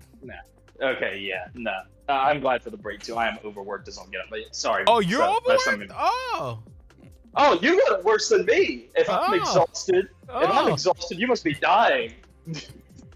Who's next on? You done, Max? You got anything else to add? No, I got. Okay, that was the narrative. Okay, go ahead, Max. Go ahead. Yeah, let him go. Go Man. off, Let the man Max. run. Go off, Maxi Pass. From a pure meta sense, I think that 2 out of 3 falls is it works way better in this game, just with our current rule set than other games, and it specifically just works way better than a lumberjack match. Because with the way our finishers work and the kicking out and things, I feel 2 out of 3 falls it doesn't kind of take the wind out of a stun meter popping up, because they still need to do it again kind of thing.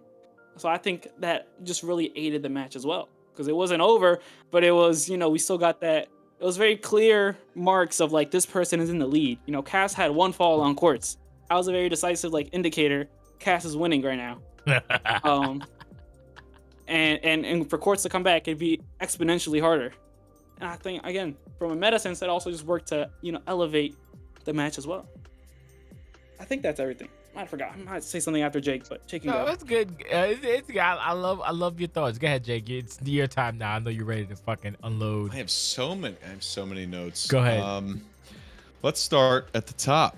The titles, the CCW and OCW title, absolutely 100%.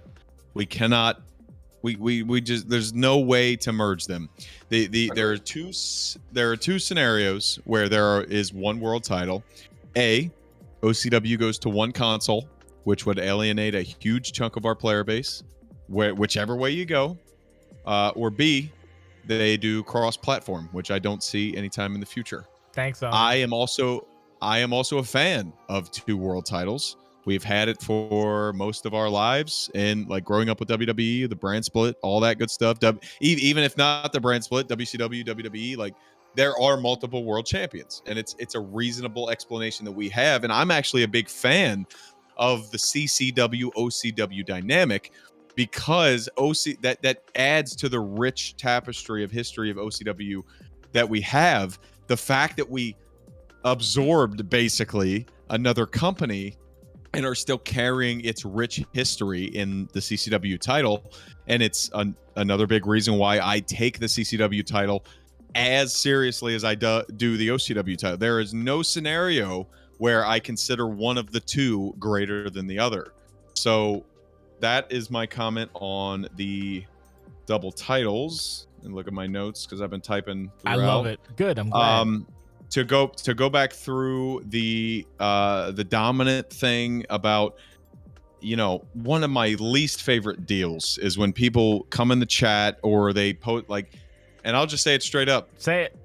John's Fucking dialogue sucks. in our go home segment was dog shit, and I told him about it because I took responsibility for that because I did not review the text before it went live. You told But for him to come out and basically for him to come out on stage and just be like, Cassidy Hayes sucks at WWE 2K22 was just so lame. It's just so dumb. First of all, it's not true. Cass is as good at the game as anybody is, and anybody who's fought him knows that.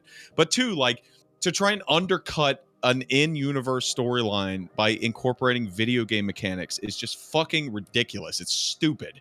And John and I have already talked about it, and he understands it. It was just more of a he's fucking retarded. Yeah. Sorry. I used No, the R word. understand. It was more of a miscommunication thing than anything else. Like John is trying to Is he? do better, and Hope so. And honestly, there's not a lot to do better with. John is great on TV in a lot of cases. Like, honestly, I am a big fan of what John does, but that was just a rare example of, like, don't bring the video game into your analysis of it. Like, we are trying to build like a coherent universe around all of these storylines and everything. Trey and Claudio got brought up, and I made a note to reference this. Trey and Claudio was great for this because if we're playing UFC, people are going to come in and go, oh, I watched 2 Trey matches and he lost, so that means Claudio's going to win. That's not what we're doing here. It's not what we're doing here, especially because the WWE games are very conducive, especially in 2K22, to these big comebacks, which we have seen. We saw on this show several times over. Anything can happen. One of my biggest proponents of removing champions' resiliency several years ago, Jay, and I think 2020 when we got rid of that, was because it was 19 anything it was 19 or 18 actually. No, it was It's in not. 2021. I remember that. It was late 2020, early 2021, somewhere around there. But I just remember like resiliency should be a legend thing only. Like, resiliency used to be champion. Like, champions used to get a free kick out. Like, that to me was way too far. So like, we talked about it and we thought it was better to get rid of it. And this is why. And it didn't cut down champion reigns. It didn't like ruin any champion. It didn't like do any of that, because people that are good are still good. People that can perform can still perform, whatever. And the whole cast thing, I have never understood that. I suck at the game. I'm awful. Fuck you. I can play somebody who's really, really good, who is like hasn't been proven at all, and they will whoop my ass. And like, I don't give a shit, because I know I'm more talented than them as a producer. I know I'm more talented than them as at like working actual matches, storytelling, all that, because that's what matters. So any of this shit where you're coming into a chat and being like, this person sucks at the game, so like they don't deserve to be here. Shut up. You're a loser and you should go back to Twitter. Tell him. So, and then the next note I have directly correlates to that, which is the top tier of what OCW is. And if you understand OCW the way I do, in that it's the greatest version of what we do that exists. That's not to say it's immune to criticism. Everything can get better, but there is nobody that does what we do the way that we do it at the quality that we do it. So the top tier, if you're talking about the championship people, they are built around reliability and trust, not how good you can push buttons. It's 10% what happens to you and 90% how you react to it. And after building that reliability and that trust, then you end up in the situation that people in the main event are. So if you're somebody who wins your matches against random dickheads when you first join, and you're just like, oh, I win all my matches, I want to be world champion. Or if you go back and you go, Cass has lost all his or Trey has only won 1 match this year, or John's only won 1 match this year. So the problem is not that John's won 1 match this year and he's better than you. The problem is that you fucking suck and you can't produce as well as John Carter, so he's higher on the card than you. That's just the fact. You have to do better, and that's where that is. May I chime in real quick? If it's on that note, yeah, go ahead. It's on the note of like people, like you said, like people who win or loss. Paul Pugh hasn't won a match this year, but has everyone watched a match? Has people said his matches might be match of the year? Yes. It's been like what, 2 matches But- so far? And I'll comment on that just from the Pew standpoint because he's been around 10 years. So like a lot of people are like, he's got the longevity deal. I honestly don't like to use myself as an example, so I'll use Colin. I'll use Owen. They don't have Paul Pew longevity, although Mark Reese as well. If they popped in tomorrow and said like, my goal is to be world champion, nobody would bat an eye because they have built up that reliability, that trust. Marissa is the best example. Marissa is not Pew. Marissa has been putting in work every single day since they got here, with not just Marissa's character, but Claudio as well. That's why everybody's behind them. That's why everybody's behind them. Everybody's not behind Claudio because they can push buttons good and they can meme their way through matches and do these boring ass meta matches sure? that nobody wants to watch. No, it's true. It is an actual fact. That's why OCW is the best, because those people don't go to the top, and you know that it's true. And then the only other thing that I had on here was that in regards to the fact that the other step would have been boring, or the fact that 2 out of 3 wasn't for some reason warranted in this kind of match. The babyface's chosen stipulation won the day. Oh, I know what it was. It's because somebody said the 2 out of 3 falls match won Courts the match. And it absolutely did, because he got pinned initially. And had I not won that, had the Team OCW not won that match, I wouldn't, like, Courts would not be world champion right now. And that would be great for me, because I could then go do kill other myself stories, and do other right? things. Yeah, but you would love nothing more.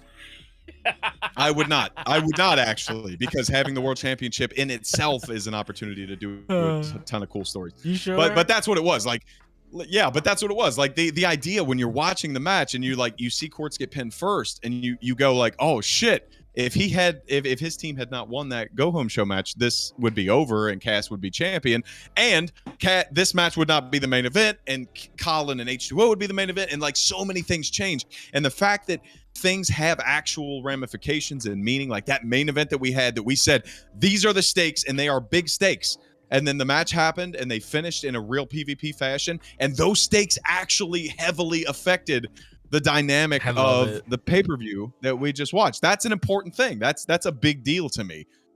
Facts. So yeah, there should be no reason where people watch a match or a pay-per-view and they go, this should have happened, or like this feud is run out of steam and Cass should have won, or like Court should have beat him at Summerside and it should have been over there. Because the most important thing to me is, and I actually have a note about this too. Go for it. It's 10% what happens to you, 90% how you react. Yeah. OCW is priority number 1. The number 1 priority should be to create an opportunity and fun viewing experience regardless of the outcome.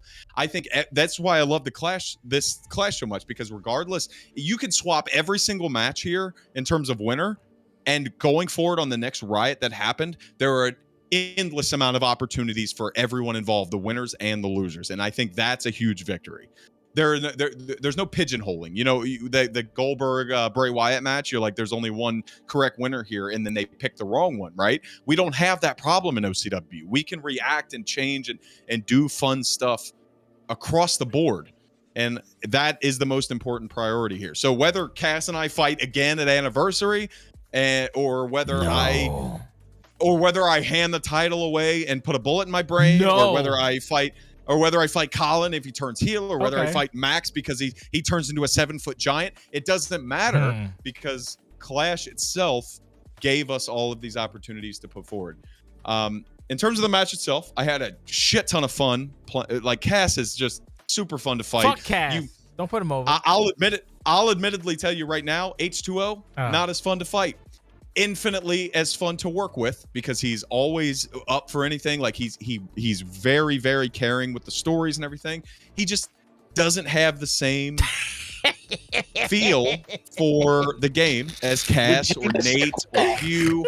I'm not shooting on anybody. I love fighting H2O. We fought at Queen of OCW. It was one of the best matches I've ever had. But in terms of like having like a fun match everybody wants to watch, I know he is going after it. He is going after it. And there's still plenty of room to work there. But that's why guys like Cass are still at the top. And guys and guys that don't want to put in the work that Cass puts in are at the bottom. The match was super fun. The build has been incredible. He's been super cooperative the entire way. We've been able to tell the exact story when we wanted to tell.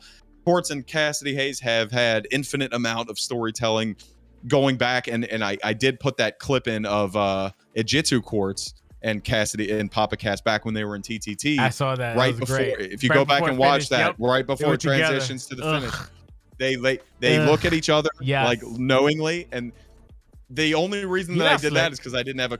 You're not The only slick. reason I did that is because I didn't have a clip of them hugging when Cass retired, because that was all RP deal. And a big shout out to Nate and Theo. Sorry, those are the same people. Theo and Jamie, who were able to put together one of the more compelling stories of the pay-per-view with pretty much just our Words, like written 2 role plays. videos. Yeah. I didn't get to mention that, but I'm talking too long at this point. But that's kind of It's good. that's kind of what it is. The passion. I'm glad everybody enjoyed the hype package. It's Bring Me the Horizon. If you hear that voice singing, you know that I love have it. created it because it's my deal. But big shout out to Cass. The whole year shout that him we've out. built.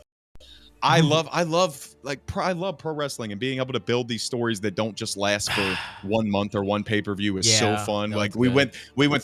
went through all the way from when Quartz first won it from Resolution, all the way, like, had the match at Summerside. We had the multiple tag team matches, turned it into a whole OCW thing where we could get involved people like Colin and Maxx, because they're so incredibly talented. It's added so much. Like, without Colin and Maxx, this match doesn't mean nearly as much as it does. And Terra and Furiosa and all of them. So that's what it is. What did I say at the very beginning of the viewing party, Jay? It's organic and actionable. That's what you need in OCW. You find something. If it's organic, take an action.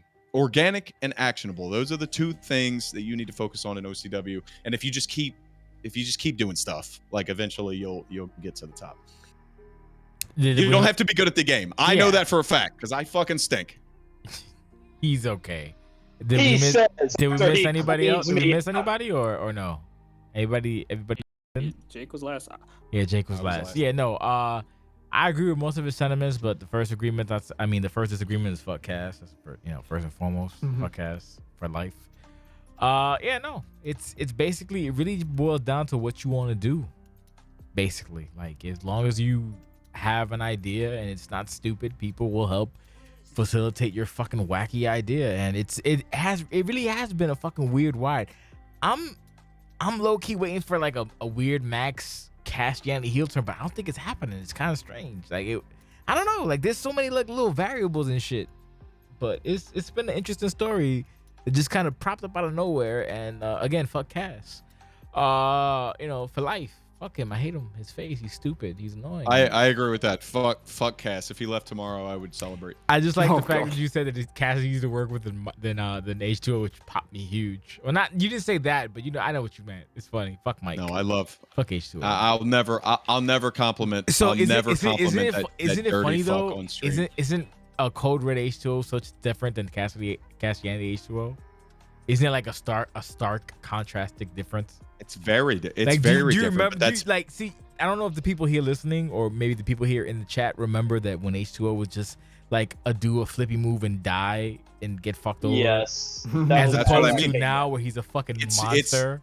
It speaks to his care and It's commitment great. to the direction of his character. It's and so that's great. what everybody should do. He was stupid as fuck then, and he's stupid as fuck now. And if he exploded tomorrow, I would throw a parade.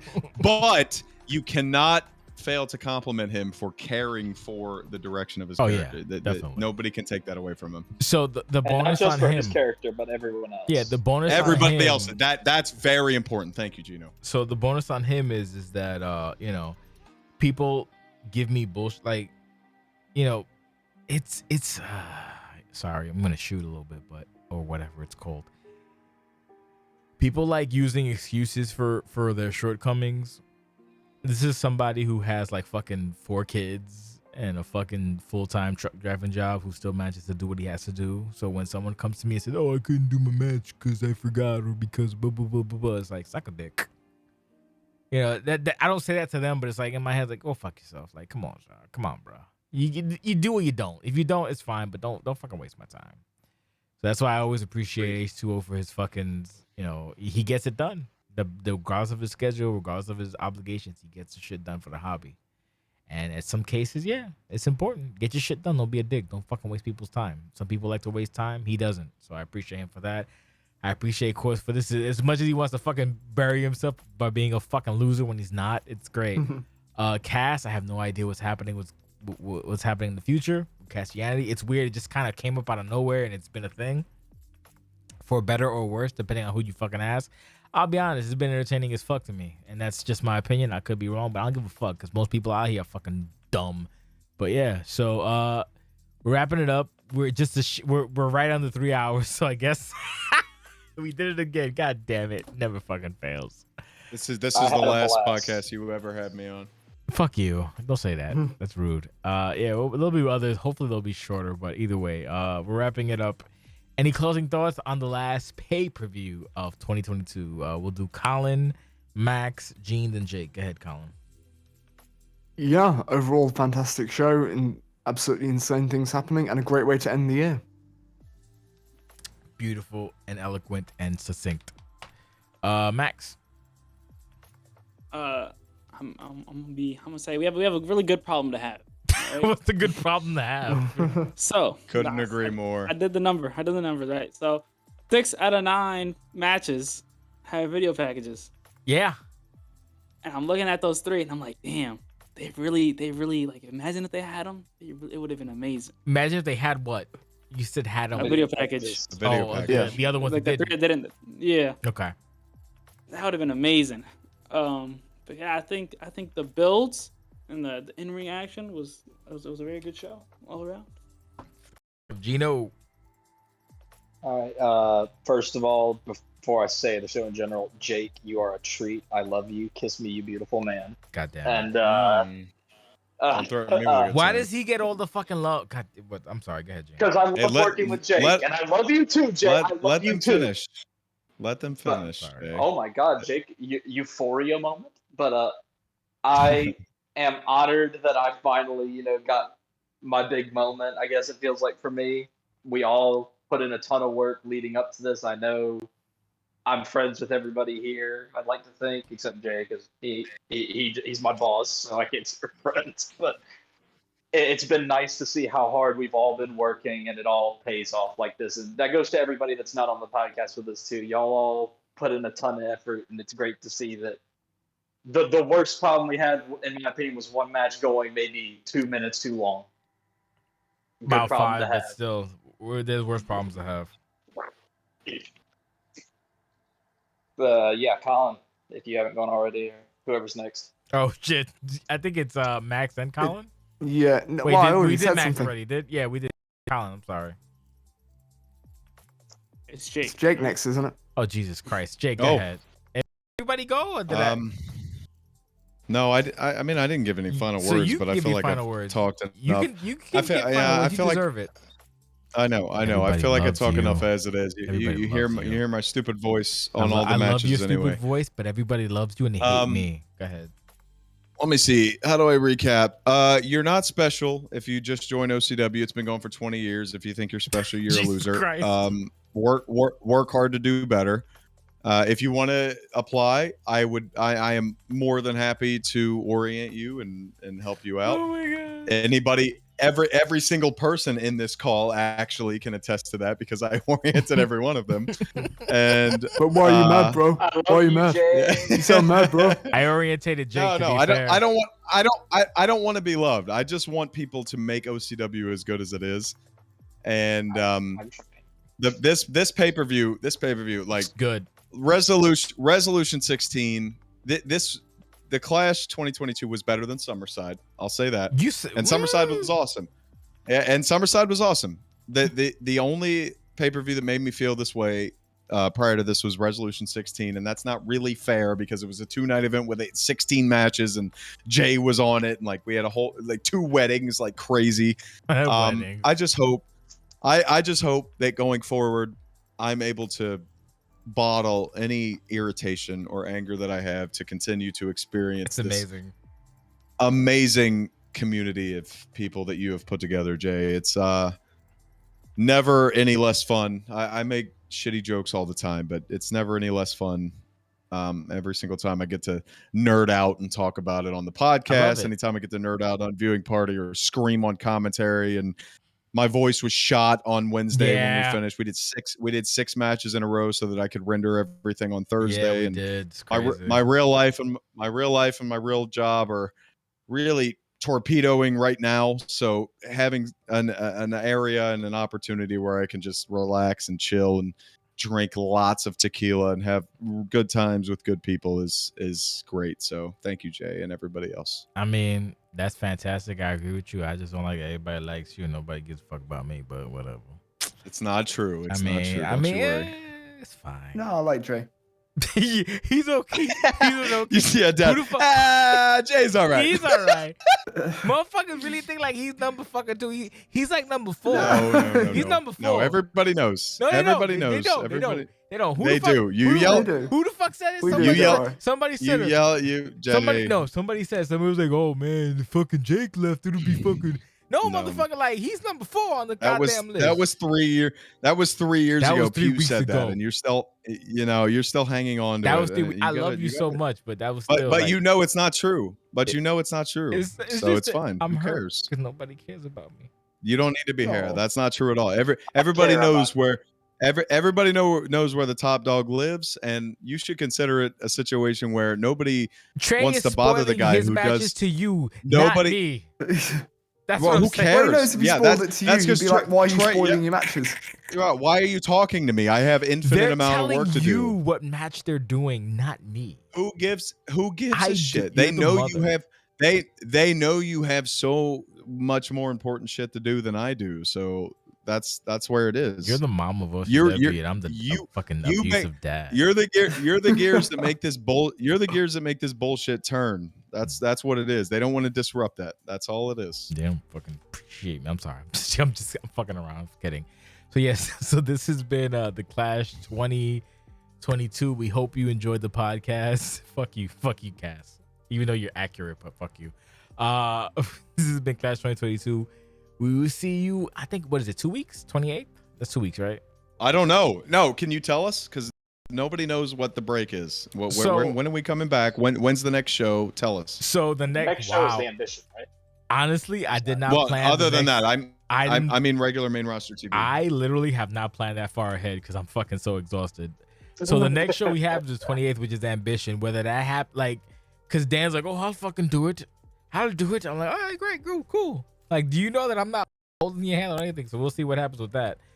So that's supposed to be 28th. Hopefully that gets done. And then after that, we'll probably be back sometime in January. I don't know a specific date. There was supposed to be a quote-unquote Rumble Grounds, but let's face facts. There's too much work to be done, so we're not going to fucking waste our time with shit that we don't have to do. That's probably not happening, but we'll be back in January. We'll probably be back. Let's see. Let me take a look at the 20th. I mean, you've already booked anniversary for February. 28th is 28th is at the December. The very latest you can do anniversary is the 25th. You've already booked it for February. Yes. So if we're coming back, the very latest we can come back, I think, is January 20th. We're probably we're probably coming back maybe the 13th or the 6th. The 13th. Yeah, 6th or 13th. Not the 6th. I like that. I think let's do the 13th. The 13th is ideal, but let's get it cleared up. Friday the 13th, baby. Yeah. That's Riot 593. I think that sounds like a lovely time. Yeah, probably be the 13th. Let's do it. That's perfect. And Friday the thing the 13th is, in between that, I'll probably be doing other shit anyway. Like I'll probably be putting up like fucking weird shows anyway, just because that's the way gives us almost a month. I think that actually does give us. Is it a month? Yeah, because today's the 17th. Like 4 weeks, I should say. Yeah, because we have a show on the 28th. The 13th is ideal. We have a show on the 28th, and then we come back officially maybe the 6th or the 13th. Probably the 13th, because I need time off. Jake needs time to relax. Let's do the 13th. Oh my God, you have no idea. And let's make sure Kent knows because he needs to book Riot by the 2nd. Sounds about right. So yeah, we'll be back the 13th, and the thing is, there'll be shit in the meantime. I'll probably be doing live shows or whatever, just because I'm a stickler for punishment because I don't know, I have problems. But yeah, so we'll be back. We'll be back officially on the 13th for the next Riot Show 593. We'll also be back on the 28th of December for Ambition number 15, and then in between there, there'll probably be some of the horse shit that we'll do just for the hell of it. We have we had the Boxing Day special as well. We had the Tomex Scums Boxing Day special on the 26th, I think, as well as the 20. Oh, What? God. Yeah, you didn't see that? Remember the Oh, we have that, and well, then we have I think I'm more concerned about not knowing that it happened because that means I'm not booked, brother. You're not booked, brother. Don't worry about it. So the 26th is the Boxing Day special, and the 28th is Ambition 15. Then the 13th is when we come back officially for more horse shit.